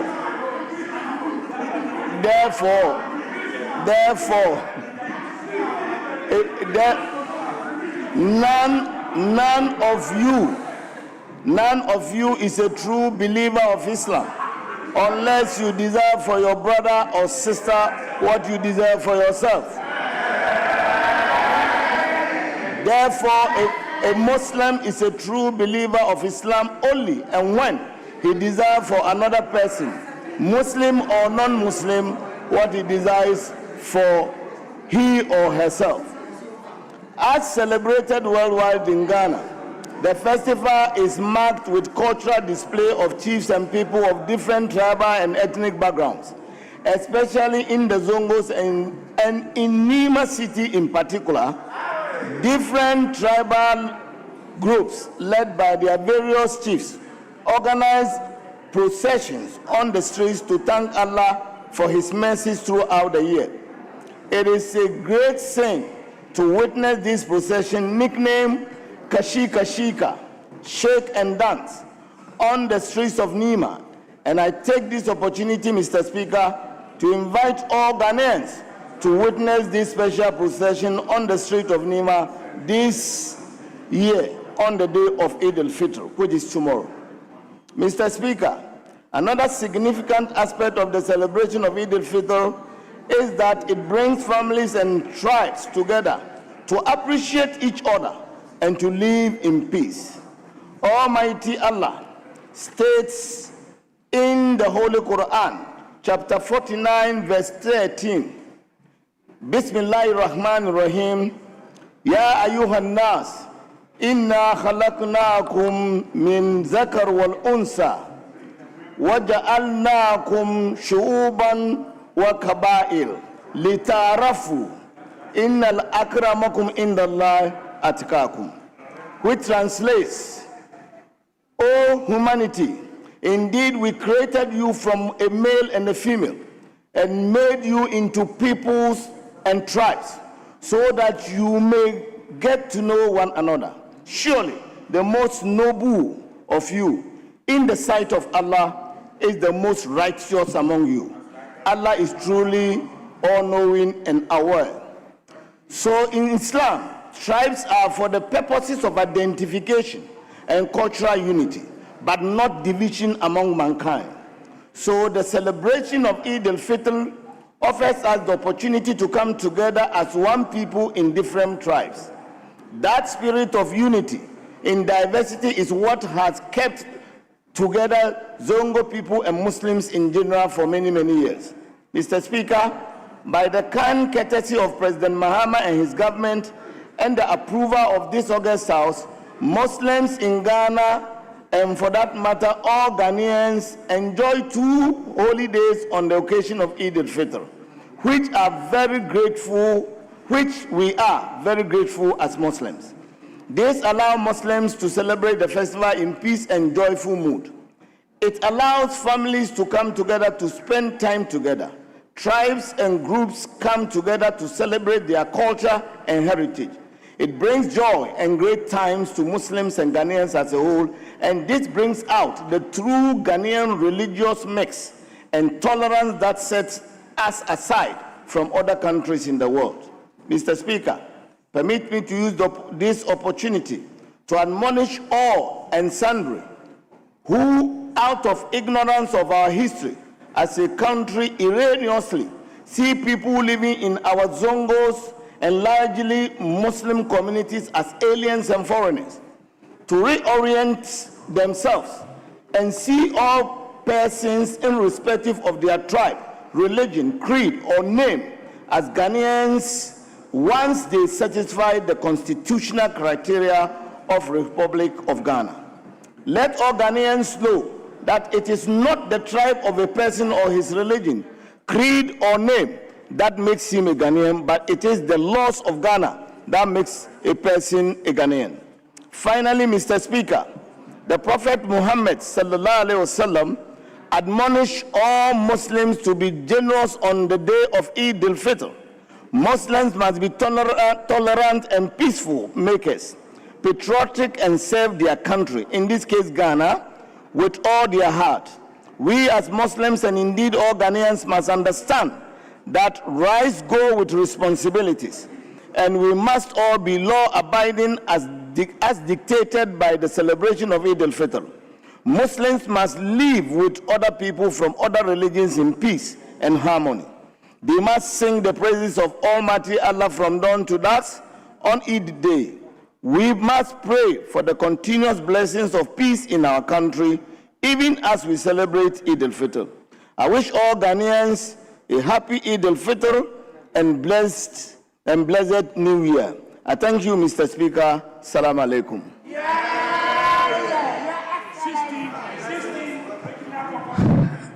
Yes, Honorable Patrick Yaoboma, then I'll come to Haji Aladi. If we don't have the Chief Imam in your conscience. Thank you very much, Mr. Speaker. And let me thank the Honorable Member of Parliament for Ayawasu East for this very important statement before the celebration of this very important celebrations come tomorrow, inshallah. Mr. Speaker, I'd like to use this opportunity to wish the National Chief Imam, Sheikh Dr. Nuh Sharabutu, my constituent, my father, and someone the whole country loves and adore. and also Sheikh Umar of Abeka, who leads the Al-Sunnah sect of this country. Mr. Speaker, the Prophet Muhammad sallallahu alaihi wasallam preaches peace, love for one another, and to be very modest during this celebration. Mr. Speaker, it is for a reason that for some time now, the Ramadan period has coincided with the Lent period by the Christians. It is very, very important for us to know and appreciate as a country that we should live together as one people, love one another, celebrate Christmas, celebrate Easter, celebrate Ramadan or Salah together in peace, in oneness, and ensure that we all achieve the goals of this country as brothers. Mr. Speaker, on this auspicious day and on this very important day, a statement ably made by the Member of Parliament for Ayawasu East, his maiden statement on his election. Let me say a big thank you to all the Muslim communities in and around New Fadama, Abeka, Apenkwa, and the whole country.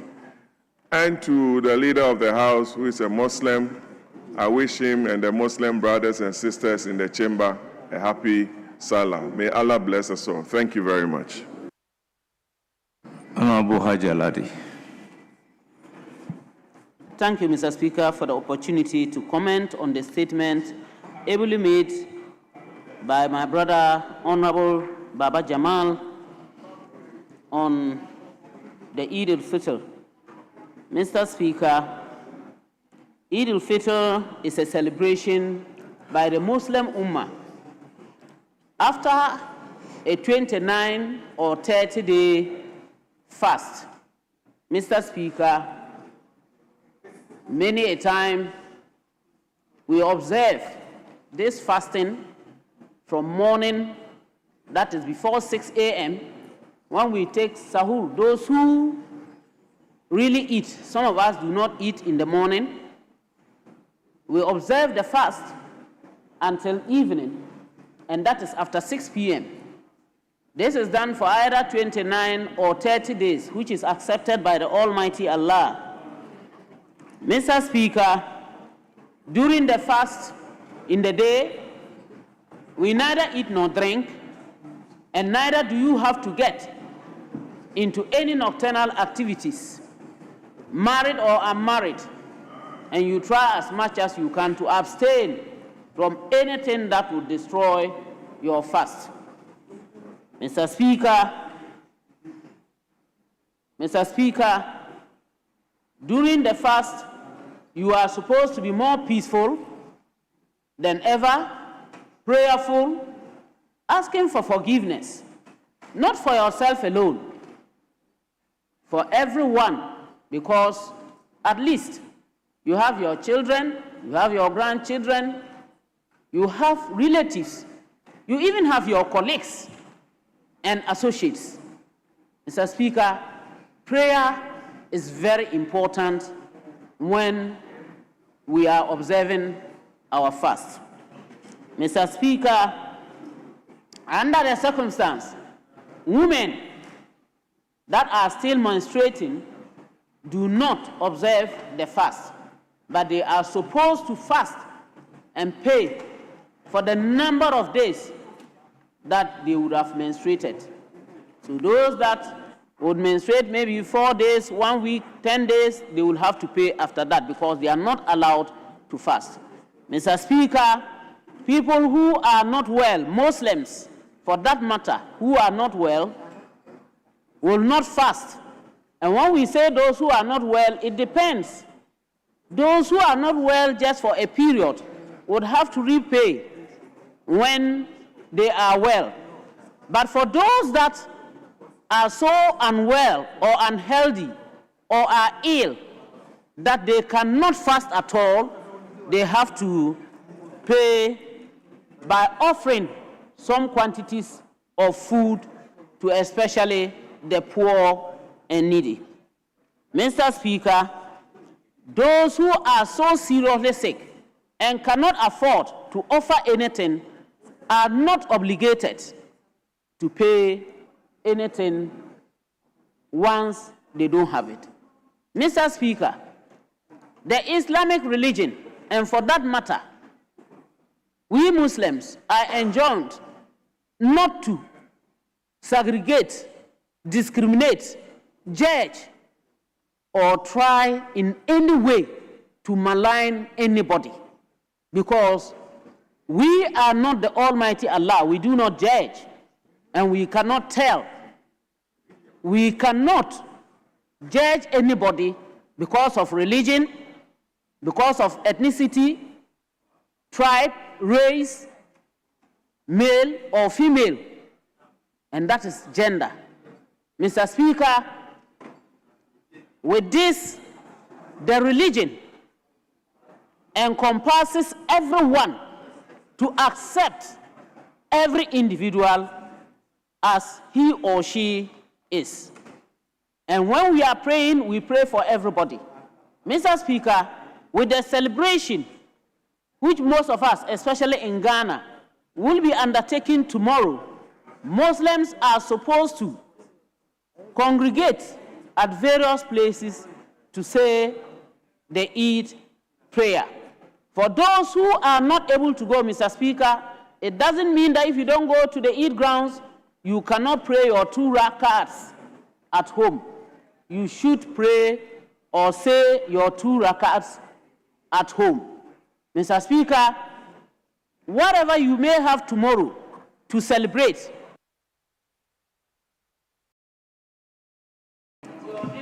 Honourable Member, your time is up. Yes, you have the floor. Yeah. Thank you very much, Mr. Speaker. I commend the Honorable Baba Jamal Ahmed, Baba Jamal Mohammed Ahmed, until recently, no, His Excellency, for making such an insightful statement. Mr. Speaker, there couldn't have been a better time for such a statement, inspiring unity among the people of this republic. Mr. Speaker, particularly because he himself has been a victim of circumstance, and for that reason he's in a position to preach about unity. And so I commend him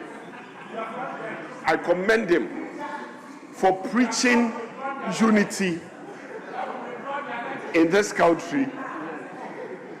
And what I even found very thought-provoking, very insightful, Mr. Speaker,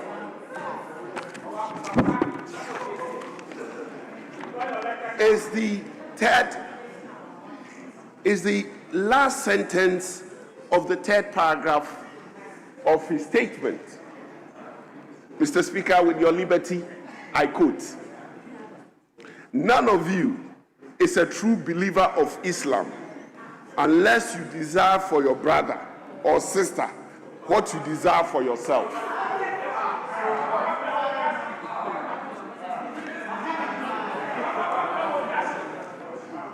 It is very, very instructive. It is useful learning that we don't wish for others what we don't wish for ourselves. And so, Mr. Speaker, but why? Mr. Speaker, and so we must all learn from this. We must all learn from this. We should wish for others the good we wish for ourselves, and pray to avert the evil we don't wish for ourselves. The Eid, Mr. Speaker, in my humble view, for instance, is very happy. It's a very good moment for me because my constituency has a very significant Muslim population. The Efiakobi electoral area, which is popularly called Alaba. Mr. Speaker, I wish all the Muslims in my constituency happy Eid. At this point, I would also want to pray that all those who lost their lives in the course of the fasting, may the good Lord receive them into the bosom of Abraham. In my constituency, on a fine Sunday, I decided to break the fast with some of my Muslim friends at a Fiakobi electoral area. It's not me. One of the gentlemen, a polling station chairman, and a unit committee member, a very good friend of mine, who was part of the event that day.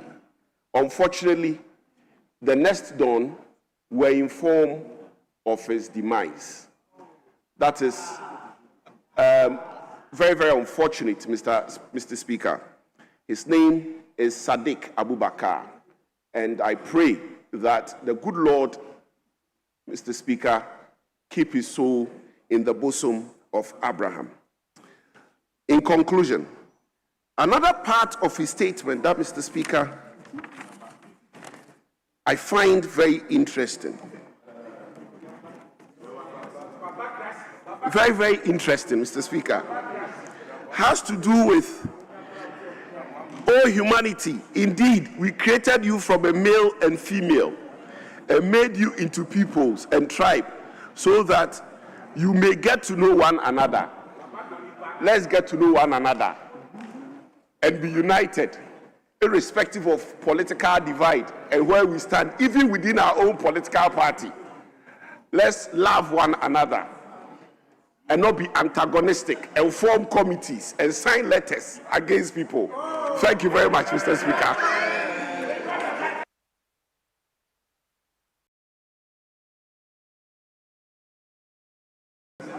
Yes, Suleiman. Mr. Speaker, I'm very grateful. Mr. Speaker, let me welcome my brother with the very words that he has used in welcoming us. So I say, Wassalamu alaikum wa rahmatullahi ta'ala wa barakatuhu, ya ahi.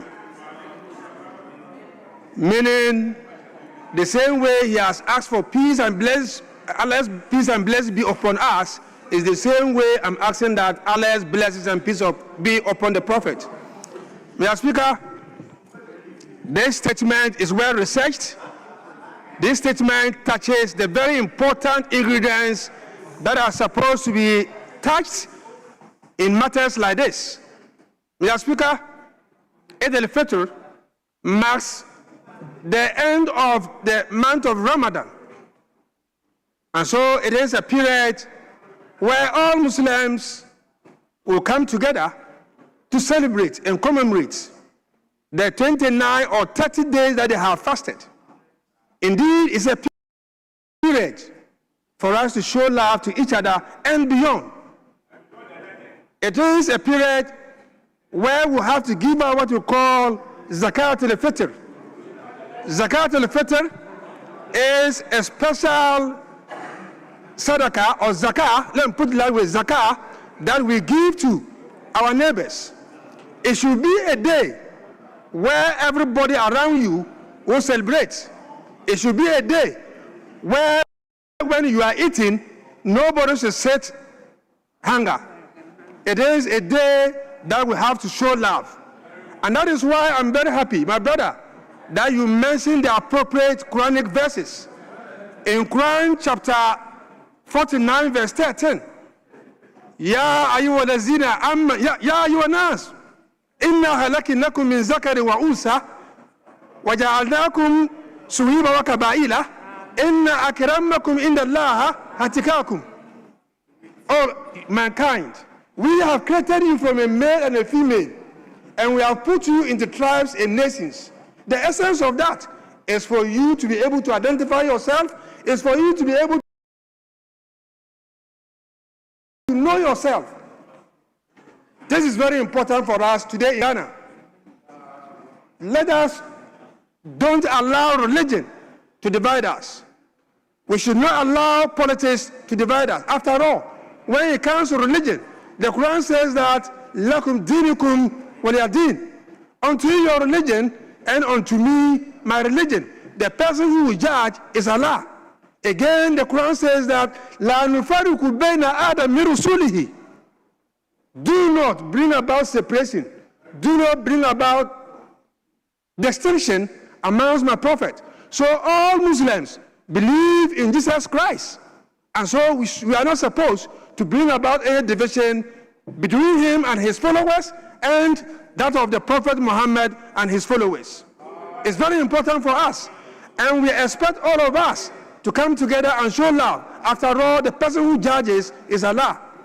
And so I want to use this platform to call on all Muslims who are celebrating this Eid tomorrow to do it with humility.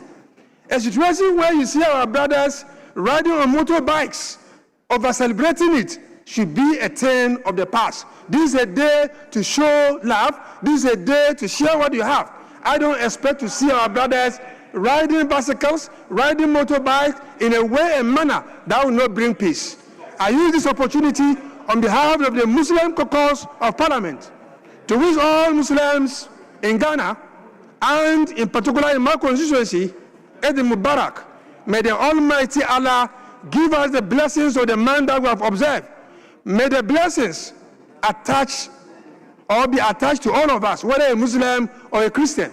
May He, the Almighty Allah, bless our president, bless our speaker, bless the legislature, bless everybody in this country, so that at the end of the day, we will be able to develop a nation that others will admire. With this, I say, wassalamu alaikum wa rahmatullahi ta'ala wa barakatuh. May Allah's peace and blessings be upon all of you. Yes, minority leadership. Minority leadership. Speaker, thank you very much for this opportunity. Speaker, let me particularly commend the former High Commissioner to Nigeria, His Excellency Alhaji Baba Jamal, the friend of the minority. Speaker, against the backdrop that Ghana is practicing religious pluralism, and that we have the chief imam, who is also very close to Reverend Father Campbell in my constituency. Speaker, I am a proud Ghanaian. Speaker, Baba Jamal made some very important submissions, and it behoves on us, and me in particular, to call on him, to let him understand that during this fasting period, there was one thing we asked for, that our sins be forgiven. Speaker, that he asked that we should create in us, Allah should create in us a clean heart, renew our spirits, and forgive our sins and the sins of other members. Speaker, I am making a personal and passionate appeal to Honorable Alhaji Baba Jamal that he should forgive the regional majority caucus members, the chairpersons, the 16 chairpersons that wrote the letter asking for his disqualification. Baba Jamal, may Allah touch your heart to forgive each and every member of the regional caucus and the whole majority caucus, led by the majority leader, for rejecting you. Forgive them. In fact, forgive Jubilee House too for coming against you. Baba Jamal, let me refer to your own Honorable Jerry Ahmed. Sometimes I believe strongly you do certain things deliberately, because I will not doubt your knowledge of the rules. So I will recognize Honorable Roxanne Nelson Eche Dapamoko. Speaker, the Honorable Second Deputy Minority Whip, my brother, is on his feet saying very unparliamentary things. Speaker, the things he has said against the regional caucus chairpersons of the majority side and the majority leader, they are most unparliamentary. They cannot stay in our records. He needs to withdraw them and apologize. Nobody wrote to reject the Honorable Baba Jamal. Nobody from this side wrote to reject him. You are not communicating properly. So you will withdraw, because the things you have said, they offend under 93 Rule 5. Your comments are provoking debate. And so you will withdraw them. You know what to do. You are a leader of this house. Speaker, I thank my brother for bringing this to my notice. Speaker, I also ask for forgiveness. Yes. That if in my acts or omissions I may have stepped on a toe, I am using this platform and this statement so that they will take me to Privileges Committee. Yeah. Speaker, it is very crucial that we forgive ourselves. And this is the most important or opportune time for us to ask for forgiveness. Right. Speaker, let me refer to Baba Jamal's line that is most critical. Right. And he said, none of you is a true believer of Islam. None of you is a true believer of Islam unless you desire for your brother or sister what you desire for yourself. Simplicity, love your neighbor as yourself. Speaker, this is Baba Jamal. He has been a member of parliament before. He was only praying to come back and join his own colleagues. And all he found was action. Speaker, we are using this platform to ask that let us stay united. That's right. Let us forgive ourselves. Let peace reign. That's right. Whether you are in NDC or in MPP, right. Whether you are from Mole or Choco, we are all one people. Whether you support one parliamentary candidate or presidential candidate, please let us know that it is for us to remain united. Speaker, let me take this opportunity to wish all Muslims in Wejagbawi, especially the imams in Wejagbawi, and across Ghana and the world, a happy Eid. May God bless us all. Yeah. Yes, Majority Leader. Thank you, Mr. Speaker. Mr. Speaker, the honorable member for Ayawaso East has broken the ice, made his first formal statement on the floor of the House to mark this very important festival in the Islamic calendar. And let me acknowledge the contributions that have been made by colleagues who have already emphasized the importance of the Eid to Muslims and to the rest of humanity. Mr. Speaker, Muslims in this country have made a lot of progress, especially under the government of the National Democratic Congress. Mr. Speaker, in our 2024 electioneering campaign, we promised the Muslim community that if we won the election, we will add one additional public holiday to the Muslim community. Yeah, we have done that. And we have done it. Yeah, that is one. And we have done it. So, Mr. Speaker, this Eid, Muslims are going to have cumulatively 4 days in a row. 4 days in a row. Tomorrow, Friday, will be a public holiday. Saturday and Sunday are already holidays. And Monday they will enjoy a holiday. And the NDC knew very well how Muslims struggle to fast 30 days, especially the last 10 days, when Muslims will stay throughout the night praying,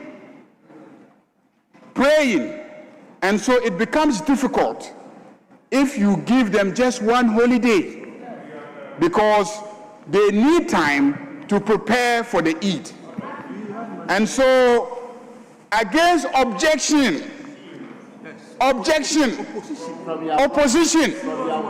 from people that are known in this chamber, we on this side, withered the storm and passed the legislation which institutionalized a second holiday for Muslims. And we are very proud today that this has come to stay. And we know that Muslims appreciate the National Democratic Congress. Very well. Yes. And that is not all. Muslims are making progress. This year, the Hajj fee is affordable. It has been reduced. It has been reduced, and Muslims will enjoy the Hajj better than they did last time. Mr. Speaker, I want to state that no matter what you say of Baba Jama, he will never be a member on your side. No matter what you say. Put an issue before this house and put it to a vote. And no matter what you say, Baba Jama will vote for the NDC. Baba Jama will remain a proud member on this side of the house. Nothing that you will say will convert him to an NPP member. So stop deceiving yourselves. Stop feeling that you can co-opt him, because he will never be an NPP member. He will never vote for NPP. Even when he doesn't have a use for his vote, he will give it to the NPP. So don't waste your time. And as for this side of the house, I can assure you that this side of the house has no issue with Baba Jamal. This side has no issue with Baba Jamal. And the position taken by this side of the house following those incidents are principled positions. And they did not respect individuals or persons. And that is what Islam teaches everyone. Principle and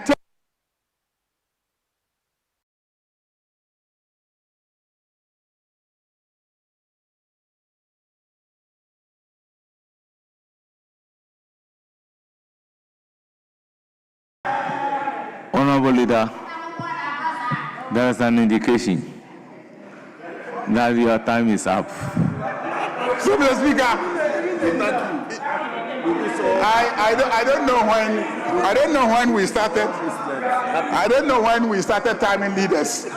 But let me conclude by saying that we thank our colleague for the statement, and to wish all Muslims a happy Eid, to wish all Muslims a happy celebration, but to caution our brothers and sisters that they should celebrate in modesty.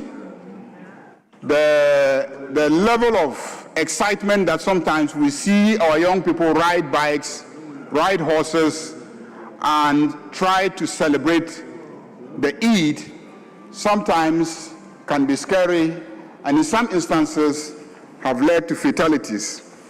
We are praying that tomorrow's Eid and all the festivities attending the celebration of the Eid will be done with modesty and having regard to the safety of everyone who is participating in the celebration. I thank you very much, Mr. Speaker. Honourable members, statement time is ended. Majority Leader, any indication? Speaker, indeed, we want to take item number 9, Mr. Speaker. Number 9. Which one? That's the report of the committee. Let's talk. Yes.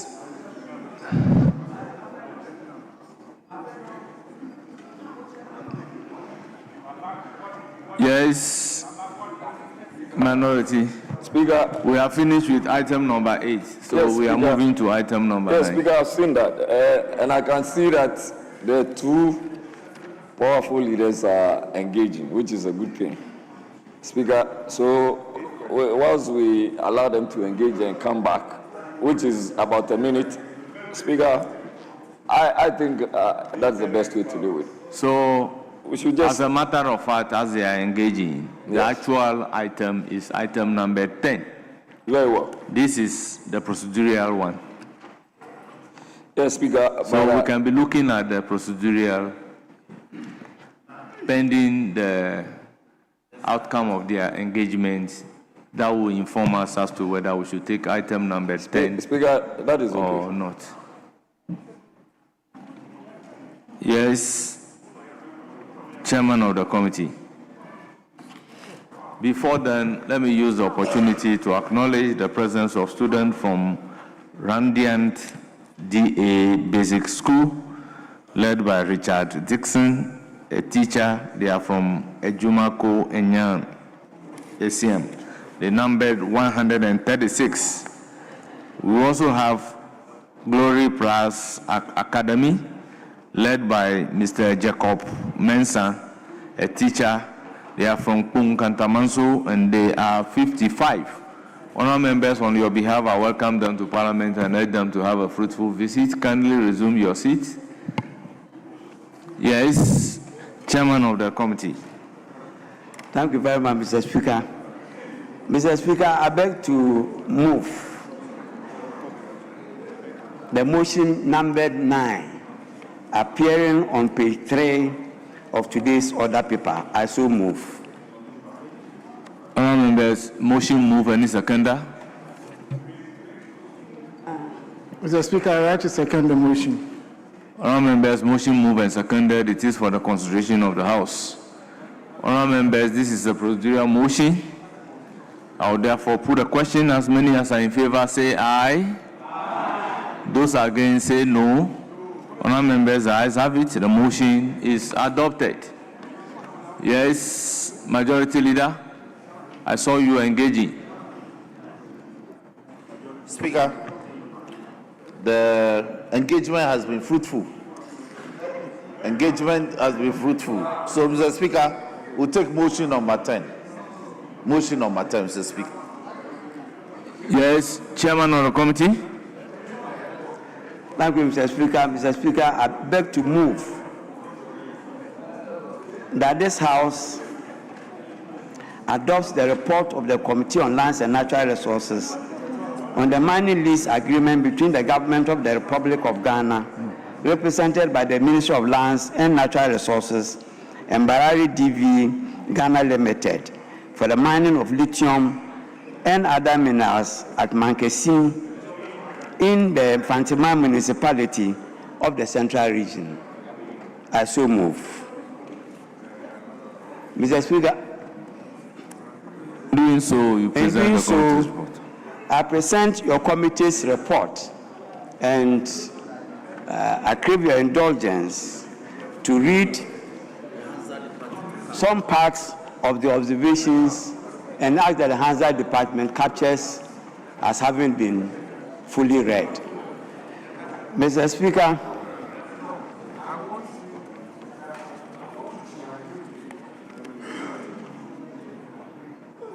I want to read paragraph 7.7 of the report. Clause 3 of subsection 2 to the mining lease agreement provides that the company shall set aside 1% of annual revenue for community development fund pursuant to a community development agreement that shall be signed with the communities impacted by its operations. The committee thus noted that establishment of the CDF upon ratification of the agreement and the subsequent operationalization of the mining project will bring significant socio-economic benefits to the people of the mining area through investments and infrastructure projects by the fund. Preparatory discussions on the Community Development Fund have already taken place between the communities and the company. A memorandum received from the paramount chiefs of Nkusukum, Mankesim, and Abra traditional areas states the following regarding the Community Development Fund contemplated under the agreement. Our engagements with the community, quote, our engagements with the community have commenced towards this fund, and the framework is in draft. This fund, projected to exceed $6.0 million annually, will bring significant development to the catchment area and the central region. We, Nananum, and community leaders at the community consultative committee meeting have proposed using a substantial portion of this fund to stimulate other industries in the catchment area. The fund will also support scholarships for disadvantaged students and the development of health and educational facilities. The memorandum from the paramount chiefs further indicates the following regarding infrastructure development. Though not having started operations, the company has undertaken some local procurement and infrastructure development in our communities, showing its commitment to community development. We are informed that the project would utilize locally made goods and services during construction and production to promote the local economy and build capacity. Thus, Nananum are firmly behind the project due to the potential benefits of the project in terms of infrastructure development, local capacity building, and technology transfer, and generally boosting the local economy of the catchment area. Mr. Speaker, as to what was being done with regards to land access and compensation to project affected persons, the committee was informed that the company and the communities have established a compensation negotiation committee for crop and land and a resettlement negotiation committee for persons due for resettlement as prescribed by the Minerals and Mining Act 2006, Act 703, and the Minerals and Mining Compensation and Resettlement Regulation 2012 LI 2175. In conclusion, Mr. Speaker, the committee has critically examined the agreement within the context of the relevant laws on the subject and finds that the Minister for Lands and Natural Resources has complied with the legal requirements necessary for granting mining leases. The committee also finds the mining project to hold a huge potential to bring tremendous benefits to the country and contribute to the socio-economic development of communities in the area. The committee respectfully recommends to the House to adopt this report and ratify by resolution the mining lease agreement between the government of the Republic of Ghana, represented by the Ministry of Lands and Natural Resources, and Balari DV Ghana Limited, for the mining of lithium and other minerals at Mankesim in the Mfantiman municipality in the Central Region, in accordance with Article 2681 of the 1992 Constitution of the Republic of Ghana. I thank you very much, Mr. Speaker.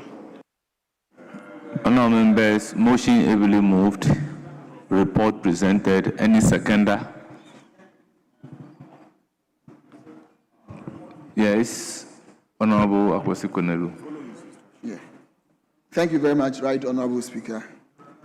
I rise to second the report, but in doing so, Mr. Speaker, I would like to place on record that the report is a majority decision. You second the motion. Yeah. Mr. Speaker, I'm in seconding the report. I would want to place on record that the report be amended to reflect that is a majority decision. Honorable members, let's get it right. The motion move is motion number 10. Yes. And the motion is to adopt the report. So you second the motion, not seconding the report. Mr. Speaker, I rise to second motion number 10 on today's order paper. And in doing so, Mr. Speaker, I would like to place on record some corrections that the report should be amended to reflect a majority decision. And also in second, yes, Mr. Speaker, yes.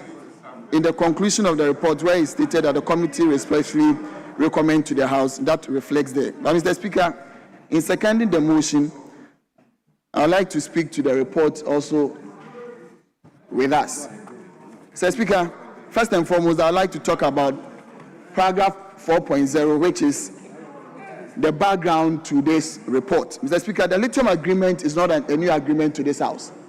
It was presented to us in the 8th Parliament, specifically on 16 July 2024. Mr. Speaker, again, when the 8th Parliament elapsed, it was again brought to us on the 11th of November 2025, when it was reintroduced to this House. But however, on December 10th, 2025, it was reviewed. Mr. Speaker, amidst some reasons that we all are accustomed and known to, and however represented to us again on the 19th of December 2025, which has culminated in this report that, Mr. Speaker, we are talking to.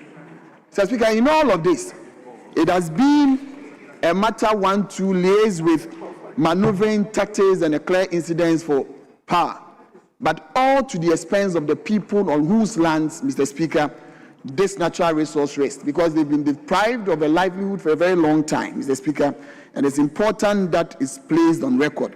We, however, Mr. Speaker, cannot belittle the importance of lithium, Mr. Speaker, to our Ghanaian economy and to the world. The world is moving towards a global decarbonization, which requires that we have green energies to use in our daily activities in this world. So it's important that, Mr. Speaker, once we are blessed with this natural resource, we mine it responsibly and to the benefit of the ordinary Ghanaian and to the state, such that we have clear benefit for it. So, Mr. Speaker, there's nothing wrong about us supporting this document, but however, we want to place that on record. But most importantly, before I sit, Mr. Speaker, on point 7.5, Mr. Speaker, paragraph 7.5, where it talks about royalty payment. Mr. Speaker, royalty payments became a bone of contention, Mr. Speaker, on the matter of lithium agreement, which has reflected, Mr. Speaker, into other natural resources, causing a stir even in gold mining in this country. The reason for this, Mr. Speaker, was a point that was raised about the illegality of some negotiated royalties, which was not a matter of fact. But however, let's place on record that whilst we are trying to cure this, Mr. Speaker, it hasn't been cured, but it must be placed on record that, look, now we have an airline that is trying to regulate a specific provision in our act, Mr. Speaker, and I find that very, very erroneous, that we use an airline to cure a specific provision in our act. If need be for us to talk about royalties, Mr. Speaker, therefore I would be of the opinion that that portion of the act, Mr. Speaker, is amended rather than curing it with an ally. However, I know that the mine of lithium will bring about some job creation that is most importantly needed for our, Mr. Speaker, youth in the country. So it's important that whilst we've played all that we can with this, now it is with us, for us, Mr. Speaker, to adopt this report and make sure that we pass this. But however, lastly, Mr. Speaker, local content and participation. Mr. Speaker, this agreement requires in the clause 4 of section 2 that the mining company or the parent company list on the Ghana Stock Exchange, which was done in May 13, 2024, such that local participation in our natural resources can be done by everybody in this country, so that anybody who wish to participate in it can have a share in it by participating in the purchase of it on the Ghana Stock Exchange. Mr. Speaker, in so doing, thank you very much for the opportunity to contribute to this report and the adoption of it. I thank you. Yes, and I support it.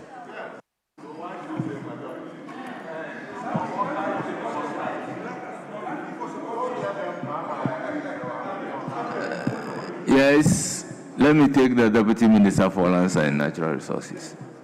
Mr. Speaker, thank you for this opportunity to contribute to this report and to call on the House to accept the report and to ratify this agreement. Mr. Speaker, indeed, we all know the genesis of this very important agreement. Mr. Speaker, my minister, being a listening minister at a point, requested of me to withdraw this statement on his behalf, this agreement on his behalf, because many Ghanaians were of the view that there was a need for further stakeholder engagement. And so he listened to the call, and very interestingly, the other side were also calling for more engagement. We did that, and as a result of that, Mr. Speaker, you realize that there will be some enhancement in the agreements. For instance, Mr. Speaker, with reference to 7.2, where we talk about free carried interest. Ghana, we all know that our free carried interest is about 10% in other minerals, but in this particular one, it's been increased to 13%. And this, for me, is good. It's going to inure to the benefit of this country. Mr. Speaker, the other important point that I want to mention is 7.7, where the issue of community development fund is also made, as part of this agreement. Mr. Speaker, with your permission, let me read. Clause 3 of Schedule 2 to the mining lease agreement provides that the companies are set aside 1% of annual revenue for community development fund pursuant to a community development agreement. This is very important. Mr. Speaker, before this agreement, the arrangement was that companies such as Barari and other mining companies will be given the opportunity to describe or to come up with what they call corporate social responsibility. Mr. Speaker, corporate social responsibility at that point is determined by the companies. There are instances where they go to put up structures that do not really benefit the people. But here we are saying that this 1% will be set aside and the community will be involved in deciding what this money should be used. And I think that this is an achievement, this is a progress, given where we are coming from. And so I think that it is something we should applaud. Again, if you look at 7.10, Mr. Speaker, value addition, the president, other presidents before, and all of us here do believe that the way to go is to add value to our resources, not only just minerals, even our farm produce. And so this is the time for us to start it with the lithium. And so we are saying that going forward, this lithium agreement is saying that there will be some value addition to whatever lithium that will be mined. And I think it's very important. This was captured even in the previous agreement that was laid, and we have carried it on. This is the reason why I think that withdrawing it and bringing more people to engage really helped us. Mr. Speaker, there's also a very important point that I want to bring to your attention. If you look at 7.12, and with your permission, let me read. The committee noted that the lease agreement includes a strategic commitment for enhancing maritime and logistical infrastructure in the South Pond area. And I think that this is very important. Many companies go to sites in communities. And in some instances, it becomes a problem. They're even fighting with the community for infrastructure development. It is because we have not enshrined it. It's because we have not put it in the agreement. In this particular instance, it is in this agreement. So it becomes an obligation on the part of the company to put out some of these infrastructures when all other conditions are met. And I think that this is laudable. And so I want to commend the committee members and to call on this House once again to accept this report and to ratify this agreement, because I believe strongly that it will inure to the benefit of this economy. With this, Mr. Speaker, I want to thank you. Thank you. Yes, Honorable Abu Jinopo. Thank you very much, Right Honorable Speaker, for the opportunity to contribute to the discussion on this very important report. Mr. Speaker, at the outset, let me empathize with my immediate successor, who has spearheaded the conclusion of this agreement.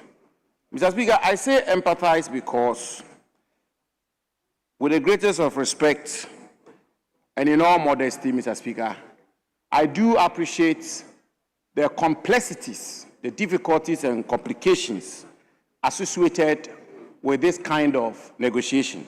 Mr. Speaker, and if you want to appreciate the point I'm making, I was first before this House on the 16th of July, 2024, to make an attempt to elicit the approval of this House to get the imprimatur of this House of an agreement between these same parties. And by that, Mr. Speaker, I refer to the government of the Republic of Ghana, represented by the Ministry of Lands and Natural Resources, and Barari DV Ghana Limited for the mining of lithium. Mr. Speaker, the same agreement. I have the agreement I presented to this House here with me, and I have perused this report and the terms of this report. Mr. Speaker, the terms of the agreement I brought before this House, by that, the agreement the Akufo-Addo government brought before this House, and the terms of this agreement are not fundamentally different. They are essentially the same. Mr. Speaker, I will resist the temptation to revisit the politics that was associated with the agreement which was presented before this House and which was essentially rejected. Mr.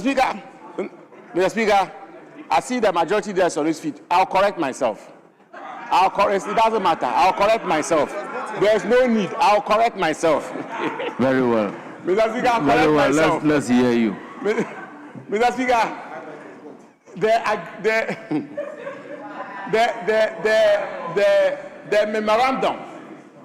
the memorandum I laid before this House as the then Minister for Lands and Natural Resources, which memorandum did not see the light of day until the expiration of the 8th Parliament. Mr. Speaker, that is the record. The memorandum was laid. It was not referred. It was referred to a committee. The process was not concluded. But yes, that is not even my point. So the fact that it was rejected by the House should be expunged from the record. Expunge it, Mr. Speaker. But that is not my point. My point is not, Mr. Speaker, my point is not, I'm not engaged in the semantics of it. That is not the point. The point I'm making is that major stakeholders within the body politic of our country and on record, including our friends, the National Democratic Congress, formally and publicly rejected the agreement I laid before this House. That one is a fact. And I have the statement which was issued by the National Democratic Congress. And what is the point I seek to make, Mr. Speaker? I've already said that the terms are not fundamentally different. And therefore, I conclude on that point to say that today is a happy day for me personally, and today should be a happy day for President Akufo-Addo, and that after all, Mr. Speaker, and that after all, the suggestion that was made in the run-up to the 2024 election, that President Akufo-Addo's government and the MPP government and my modest self, the then Minister for Lands and Natural Resources, has shortchanged the people of Ghana, and that we had done a bad deal, and that if you went to South America, they had better models, and therefore the agreement we entered into with Barari DV was a bad agreement. Mr. Speaker, on this 19th day of March 2026, the report which has been laid before this House and the agreement my successor,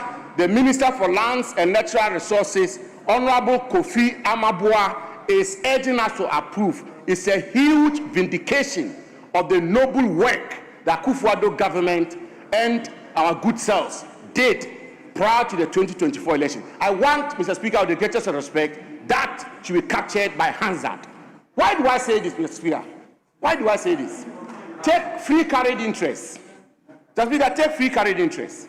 The agreement they brought here, the free carried interest is 13%.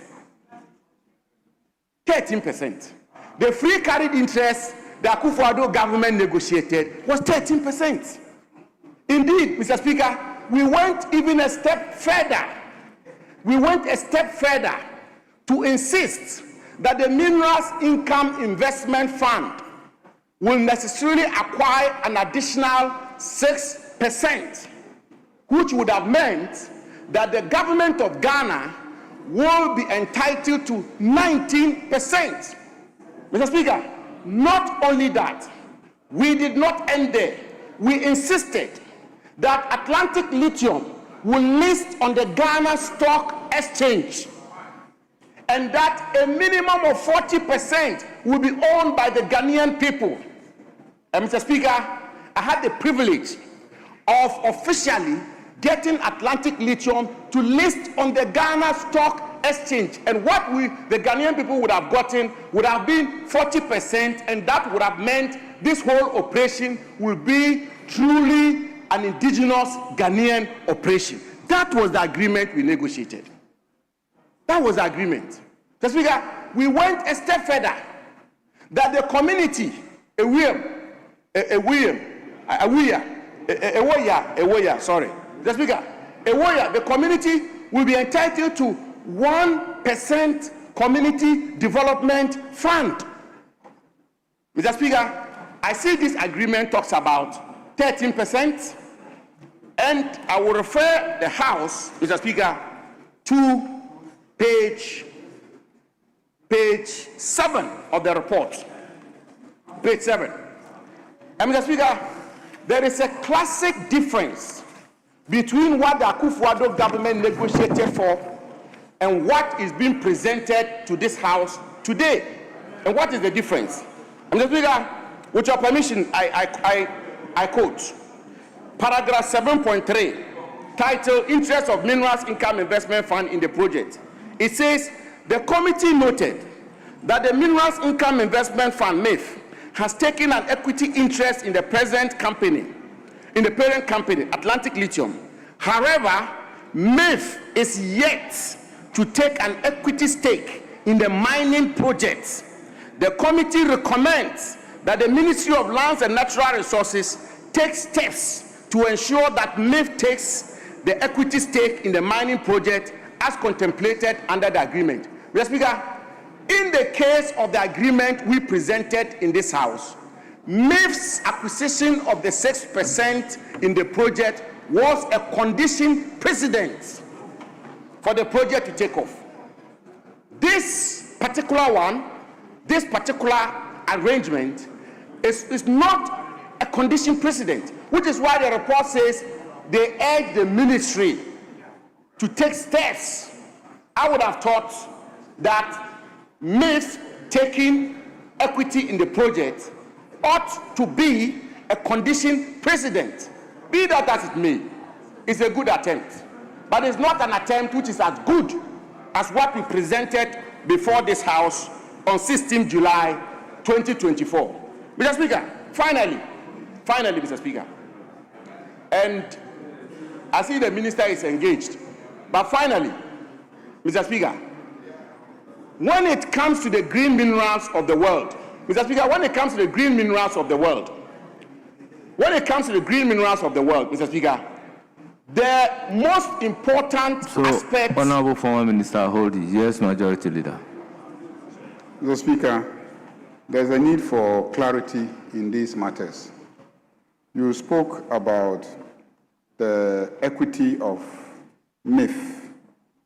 My understanding is that the 6% interest equity, MIF is taking equity in Atlantic Lithium, okay? But that 6% interest is different from taking a stake in the mining project, the project itself. So which one was a condition precedent? Because there's some misunderstanding there. So let us have some clarity exactly what you are talking about. Because you say that in your agreement, the 6% is a condition precedent. But that has been done already. MIF has taken the 6% already.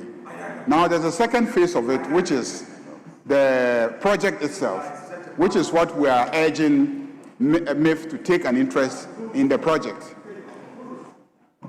Yes. Thank you, Mr. Speaker. Mr. Speaker, that is exactly the point I'm seeking to make. Mr. Speaker, Mr. Speaker, we are more than happy from this side to assist our friends to pass this report, to assist my good friend and successor, the minister, to get on with this business, because the management and exploitation of the green minerals of the world is such a difficult task, complex one with far-reaching implications. And that is why I'm concluding on one final point, Mr. Speaker, which is that historically, all minerals in our country which have been exploited, we all across the aisle have come to a consensus that we have not gotten the full benefit of these minerals because of the lack of value addition, because these minerals are exported in their raw form, what the pandits will say, dig and ship. When my senior uncle, Honorable Collins Dada, was minister, it was the same. When I was minister, it was the same. They mine these minerals and they export them without adding value, which is why, Mr. Speaker, the point was made that in the case of these newly found critical minerals of the future, particularly lithium, we should make a clear effort of adding value to the lithium resource of our country.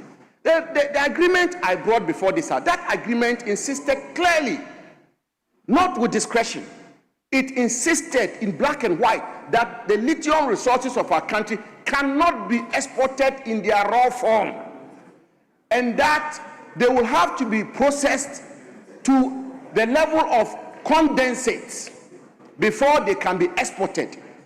And therefore, the company was obligated to set up a refinery here in Ghana to refine the lithium they mine into condensate before they can export the mineral. In fact, Mr. Speaker, in Zimbabwe, the Zimbabweans have actually outrightly banned the export of lithium in this raw form. Mr. Speaker, and so that was the agreement we brought here, which is why I am sounding a word of caution. Mr. Speaker, I have looked through this 12-page report. Honorable Minister, can you conclude for me? Thank you, Mr. Honorable Speaker. Minister, you Mr. agree Speaker, I have given you a length of time. Mr. Speaker, let me conclude. Mr. Speaker, let me conclude. let me conclude, and the reason why I make this point just to enrich whatever outcome comes out of this discussion. Mr. Speaker, it's very important. Mr. Speaker, if you export the lithium in its raw form, you shortchange your country. And our friends from the other side, the NDC, they made this point very, very strongly, and even cited countries in South America where lithium and other green minerals are being exploited and the kind of arrangements which have been made. In fact, on one occasion, it was even suggested that the state itself should exploit these minerals and that private sector should not be involved, and that Ghana should find money to exploit these minerals, and if we do not have the money, we should not even mine the mineral, we should wait. Those were the arguments which were made. And I'm making the point that the agreement I brought here had a clause in there, a mandatory clause, that Barari DV will have to set up a refinery in Ghana and refine our lithium into condensate, value-added form of the lithium before it is exported. And indeed, they even presented a scoping report. They did research and did the modeling, the project modeling in setting up a refinery in Ghana, which will ensure that we add value to the lithium resource. I have looked at this 12-page report. That is missing, Mr. Speaker. That is troubling. That is disturbing. Every Ghanaian should be concerned. Civil society should be concerned. This House should be concerned. The majority should be concerned. So, Mr. Speaker, I conclude by saying that they say, the old people say that pray to the Almighty to live long, and you shall see a lot. If we had ended on the 16th of July 2024, Mr. Speaker, we will not see this day, the 19th of March 2026. We will not see that this same agreement is being presented to this House with 13% free carried interest that we negotiated for 19%. We will not see, Mr. Speaker, that this agreement will be presented to this House without a provision of value addition. We will not see that the agreement that is being presented is fundamentally the same as what was opposed by our friends. On that note, Mr. Speaker, may they withdraw this report. They withdrew it. They laid it on 11 November 2025. They withdrew it again 10 December. They laid it again 19 December. It's still not too late. The lithium resources are so important to the Ghanaian people. We are opposed to this report. Find a way of refining it so that we can add value to the lithium resources of our country for the benefit of the Ghanaian people. That is what will help our country. I thank you very much, Mr. Speaker.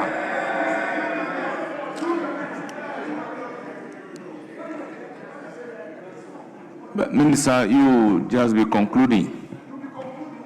Minister, you will be concluding. Yes, you will be concluding. So, Honorable Sanja Nanja. Thank you, Mr. Speaker, for the opportunity to contribute to the motion numbered on today's order paper, motion number 10. That this Honorable House adopt the report of the Committee on Lands and Natural Resources on the mining lease agreement between Government of the Republic of Ghana, represented by Ministry of Lands and Natural Resources, and Barari DV Ghana Limited for the mining of lithium and other minerals at Mankasim, 42.63 kilometers square in the Infanspim municipality of the Central Region. Mr. Speaker, today, one of the challenges that we are facing is with mining is environment, the protection of our environment. The committee was particularly about how the company will preserve our environment.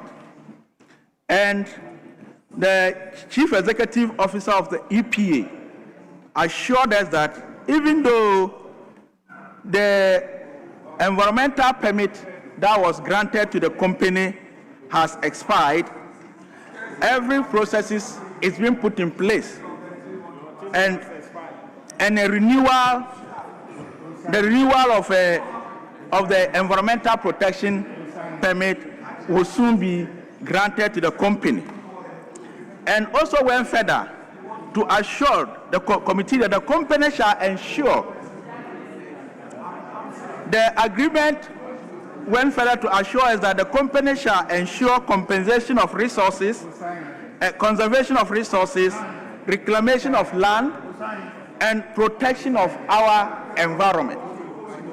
Mr. Speaker, one other area that we looked at was job creation.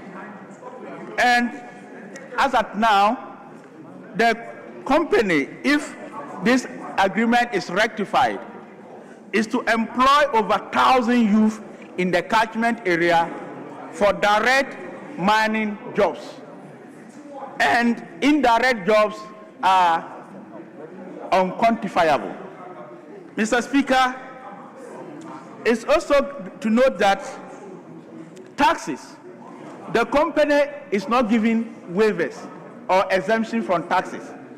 And all the taxes that is enshrined in our legislations and statutes will be paid to the government, and royalties will equally be paid according to the prescribed laws in today the sliding scale.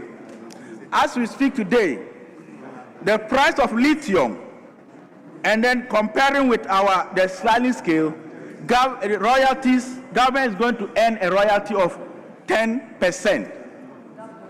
And as the lithium prices goes on to increase,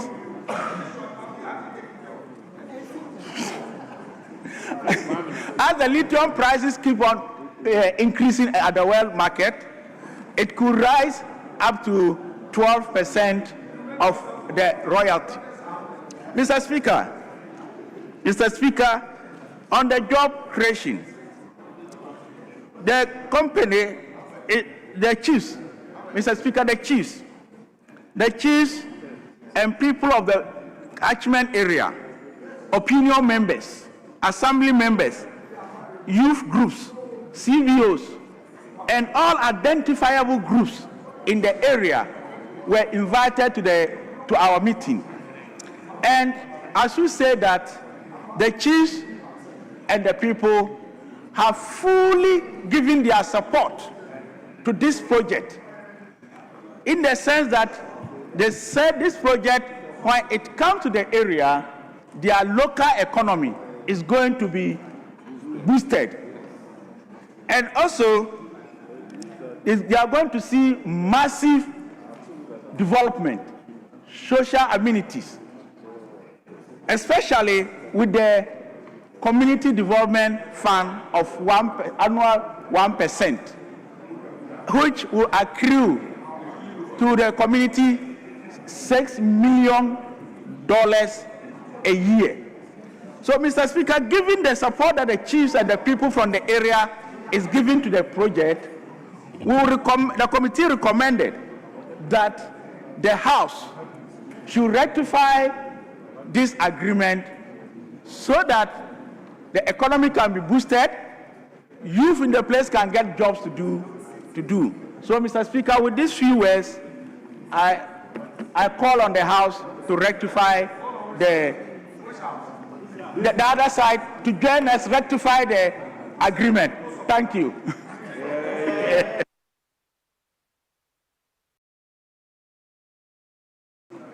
Yes. Thank you, Right Honourable Speaker. Right Honourable Speaker, I take for granted the fact that this report made provision for environmental issues in the contract area, and indeed stated that the EPA, Environmental Protection Agency, will be required to issue an environmental permit before any operations can take place.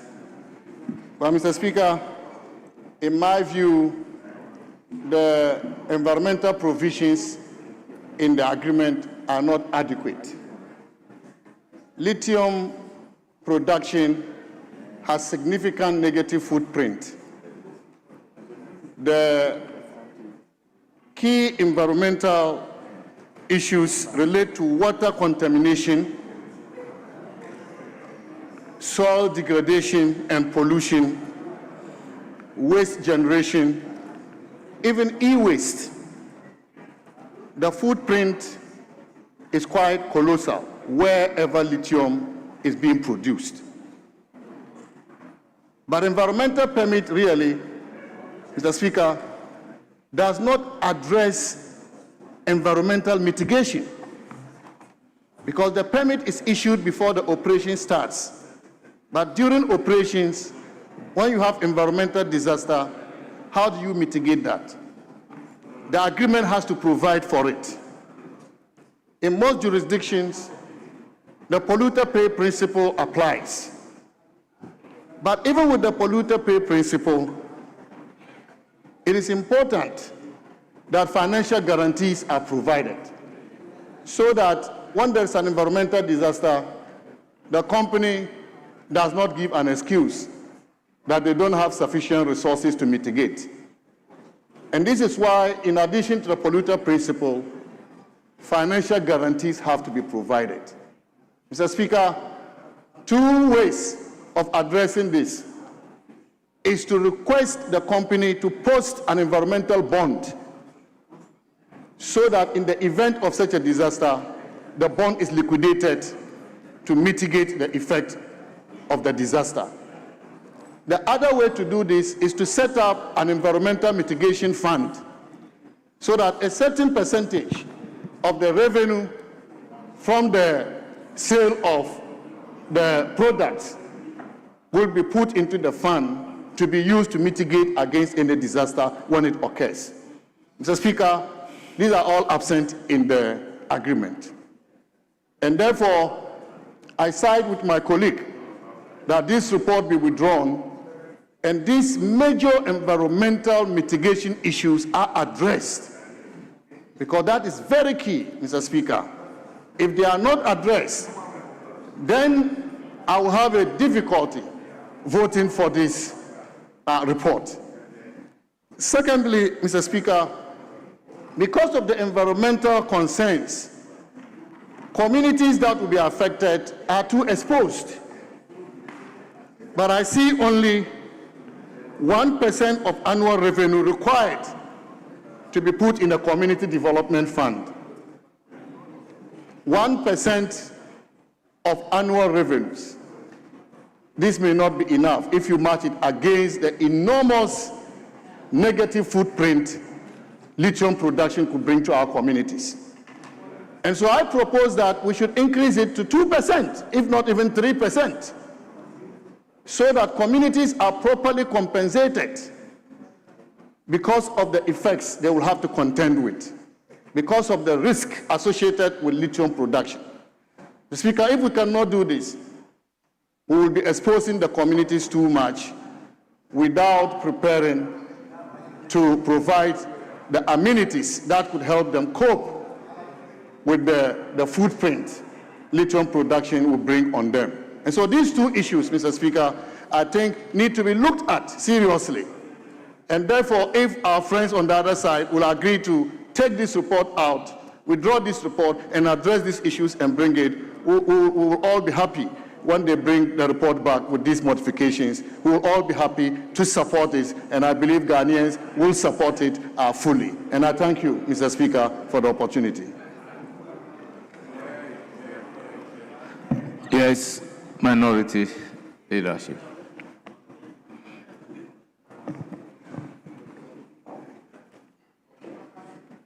Speaker, I rise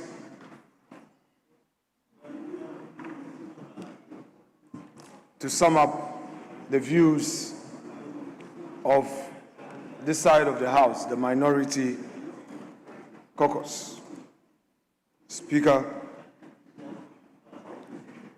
the report before us is in respect of the revised mining lease agreement between the government of the Republic of Ghana and the Barare DV Ghana Limited, a subsidiary of Atlantic Lithium Limited, granting rights for the mining of lithium and other associated minerals at Ewoya in the Mfanteman Municipality, Central Region, a region where I come from.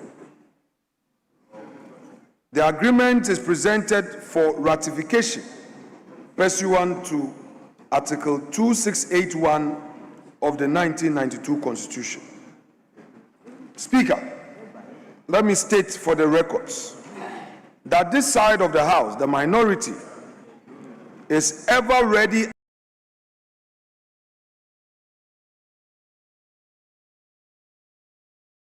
of these resources would amount to job creation, increased opportunities, and creates an economic hub in the Central Region, which reports has it that Central Region has a high level of poverty because of lack of jobs.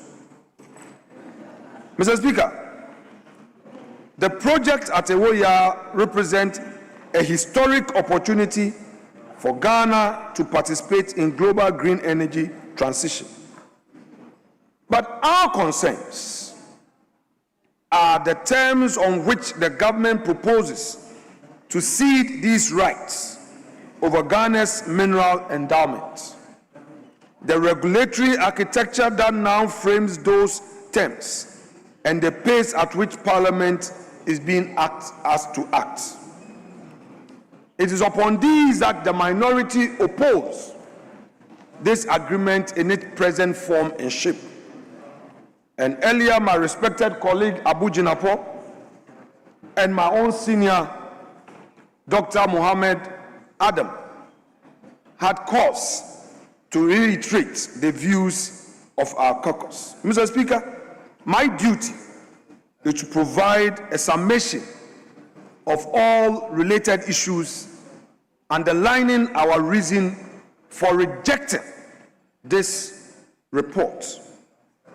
Mr. Speaker, you may recall that in October 2023, the Nana Akufo-Addo administration negotiated and signed a mining lease with Barari DV Ghana Limited, securing, one, a royalty rate of 10%, elevated from the statutory floor of 5%, a free carried interest of 13% for the state, an additional 6% equity stake through the Minerals Income and Investment Fund, bringing total participation to a reported 19%, and a requirement for local stock exchange listing. Our friends, then in opposition, vehemently rejected and blocked the ratification. They argued that the terms were insufficient, that agreement lapsed unratified at the dissolution of the 8th Parliament as a result. Upon assuming office in January 2025, Mr. Speaker, the NDC administration renegotiated this agreement. The product of that renegotiation is an agreement that at current market price yields a royalty of 5%, the same statutory floor that prevailed before MPP's negotiation, and at price of $2,250 per ton that prevailed when the original 10% was negotiated in 2023, will yield only 7% under the new sliding scale. Mr. Speaker, it is further on record that Barara DV Ghana Limited was prepared to proceed with the project under the original 10% fixed royalty. The minority invite this House to place that fact alongside the government's decision to grant concessions and to demand a full and frank explanation for that reversal. Mr. Speaker, first, we want to invite this House to look at the regulatory context. In this sense, we proceed to submit that the LI and the GSL amendment ought to be critically looked at. Mr. Speaker, in drawing the attention of the House to the regulatory sequence that immediately preceded this debate, as it is directly material to any vote on this mining lease. Mr. Speaker, the Minerals and Mining Royalty Regulation 2025 our colleague, the chair of subsidiary legislation, sounded the alarm bell, but our friends will not listen. On December 19, 2025, our respected colleague, a former deputy minority leader, and now a minister of state responsible for this sector, laid the Minerals and Mining Royalty Regulation 2025 before Parliament, introducing a sliding scale royalty regime for gold, lithium, and other minerals. Mr. Speaker, for lithium and spodumene, the price band are 5%, that is up to 1,500 USD per ton. 7%, that is 1,501 to 2,500 per ton. And 10%, which is 2,501 to $3,000 per ton. And 12%, which is above 3,000 tons. Mr. Speaker, the legislative instrument matured into law on March 9, 2026, having completed the constitutionally required 21 sitting days without amendment. Our caucus, the minority, notes that at the time of the original MPP negotiation in 2023, the spodumene prices stood at approximately 2,250 per ton, yielding a 10% fixed royalty. Under the government's own new framework, the same price of 2,250 falls in the 7% band. In other words, the sliding scale delivers a lower royalty than the fixed rate that existed when the deal was first made, at precisely the price level used as a reference point for that deal. Mr. Speaker, this is not an improvement on an MPP steps. At any price below 2,500 per ton, it is a regression, and we beg to submit. Mr. Speaker, our colleague, Honorable Patrick Yabuama, warned publicly on 10th March 2026 that the royalty regulation could cost Ghana close to 1 million jobs by deterring mining investment. Those concerns were not resolved before the LI matured. Parliament now faces a request to ratify a mining lease governed by a regulatory instrument about which the minority's most fundamental concerns remain outstanding. Mr. Speaker, let me delve into the Growth and Sustainability Levy, the GSL Act 2026, as amended. Speaker, Parliament has passed the Growth and Sustainability Levy Amendment Act 2026, reducing the levy on mining companies from 3% to 1% of gross production. The government stated that the rationale was that GSL increase from 1 to 3% was originally introduced to compensate for the absence of the windfall tax mechanism, and that the new sliding scale royalty regime now performs that function. Mr. Speaker, we disagree. We urge this House to delay the third reading of that bill for further scrutiny, because stakeholders were expressing concerns, especially our bilateral partners. However, this House proceeded over that objection. We, however, draw Parliament attention to the net effect. Whatever additional royalty revenue the sliding scale regime is projected to generate must be assessed against the revenue forgone through the GSL reduction. The government has not presented Parliament with a consolidated net revenue analysis, and Parliament cannot responsibly ratify this lease without understanding what Ghana is, on the balance, actually gaining.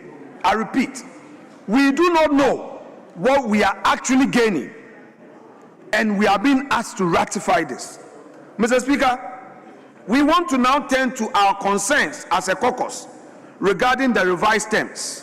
1, the royalty structure and unverified financial assumptions.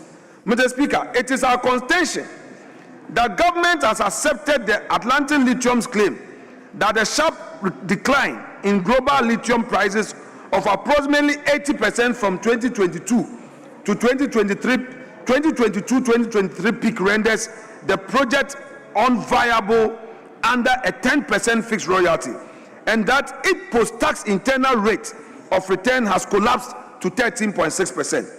The minority notes. Minority Leader, Honorable Abednego. Is that Abednego, the member who turns his back towards the maize? Yes, so you can continue. Speaker, the minority notes that the Natural Resource Governance Institute has modeled the project independently and found it economically viable even at $785 per ton of spodumene concentrate. Mr. Speaker, the company has not publicly disclosed the assumptions involved in its revised IRR estimate. Mr. Speaker, Parliament is being invited to ratify royalty concessions premised on financial projections that remain unverified and undisclosed. This is not a sound basis for the exercise of Parliament ratification function under Article 268. Mr. Speaker, second, the transfer pricing and offtake risk. Mr. Speaker, the Piedmont Lithium holds approximately 22.5% equity in the Ewoya project and has entered an offtake agreement to purchase 50% of the project's production for its U.S. refining operations. Mr. Speaker, refineries outside of China routinely require below benchmark pricing to remain viable. If Barrere DV sells spodumene to Piedmont at below benchmark prices, Ghana's royalty base, computed on mine revenues, is correspondingly reduced. The minority is not satisfied that the revised agreement or the royalty regulations LI adequately addresses this risk through benchmark-based pricing requirement, benchmark-based pricing requirement, or related party transaction protection. Mr. Speaker, it has to be emphasized that these concerns were raised when the LI came up for consideration, but our friends opposite ignored. Mr. Speaker, the third issue has to do with community impact.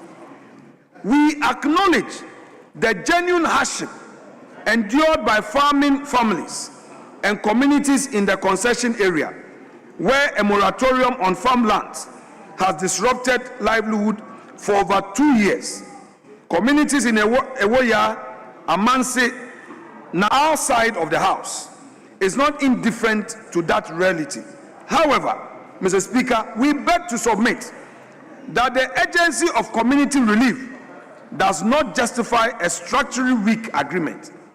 A 1% community development fund from gross revenue, while welcome, does not compensate for a royalty regime that at current prices delivers the statutory minimum. These communities deserve both a timely resolution and an agreement that maximizes the long-term royalty and development dividends available to them and to the Republic. Mr. Speaker, on the basis of all that I have submitted, on behalf of my colleagues, the following are our demands. Mr. Speaker, 1. Yes, Minority Leader, just a minute. Honorable James Agaga. You don't have your numbers. Don't cause any problem that would create further problem for you. You continue what you're doing. There's an agreement at leadership level, and you come back and will rise on point of order. Continue. You see the consequences. See, Honorable Minority You see Leader, the consequences. Honorable Minority Leader, I hold you in high esteem, but it's not everything that you should be placing into the hands of. Yes. But Lord, the minority leader is intimidating me. Let me hear you.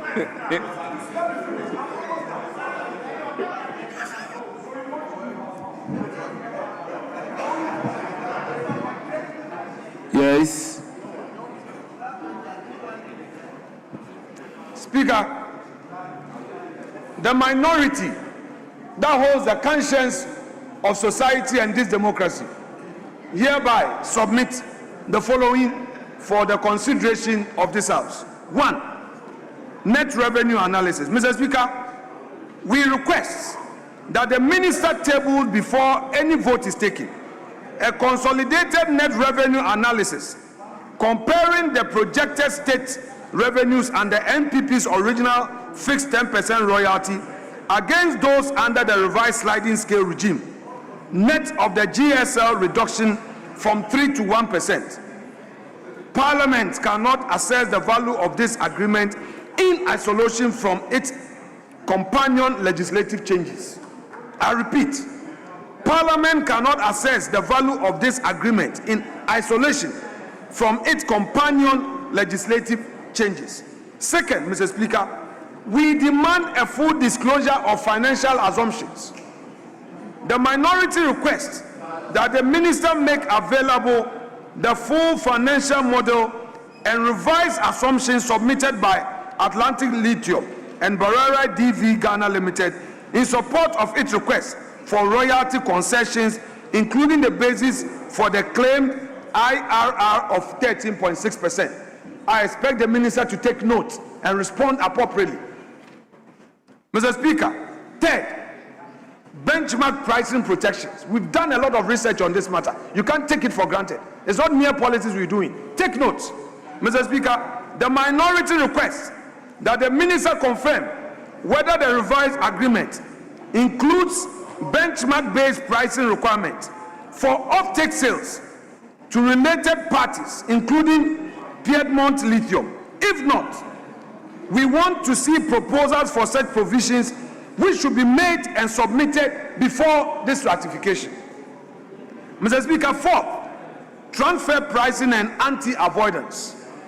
We also call for an explicit protection in the agreement against profit shifting through related party transactions, including limits on interest deductions and clear dividend distribution rules, consistent with the recommendations of the Natural Resource Governance Institute. You are already aware of their recommendation.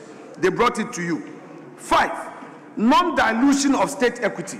Mr. Speaker, this is very critical and the minister must pay attention to this. The minority requests confirmation that the revised agreement includes a non-dilution clause,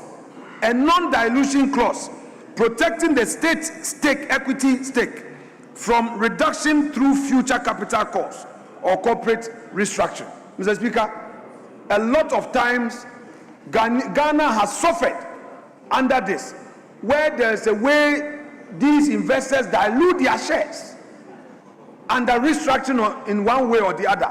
We want to be sure that the minister has actually secured for us as a country a non-dilution clause that will protect our interests as a country. Mr. Speaker, 6, Community Development Fund governance. Mr. Speaker, the minority also demands full details of the governance, disbursement structure, and the oversight mechanism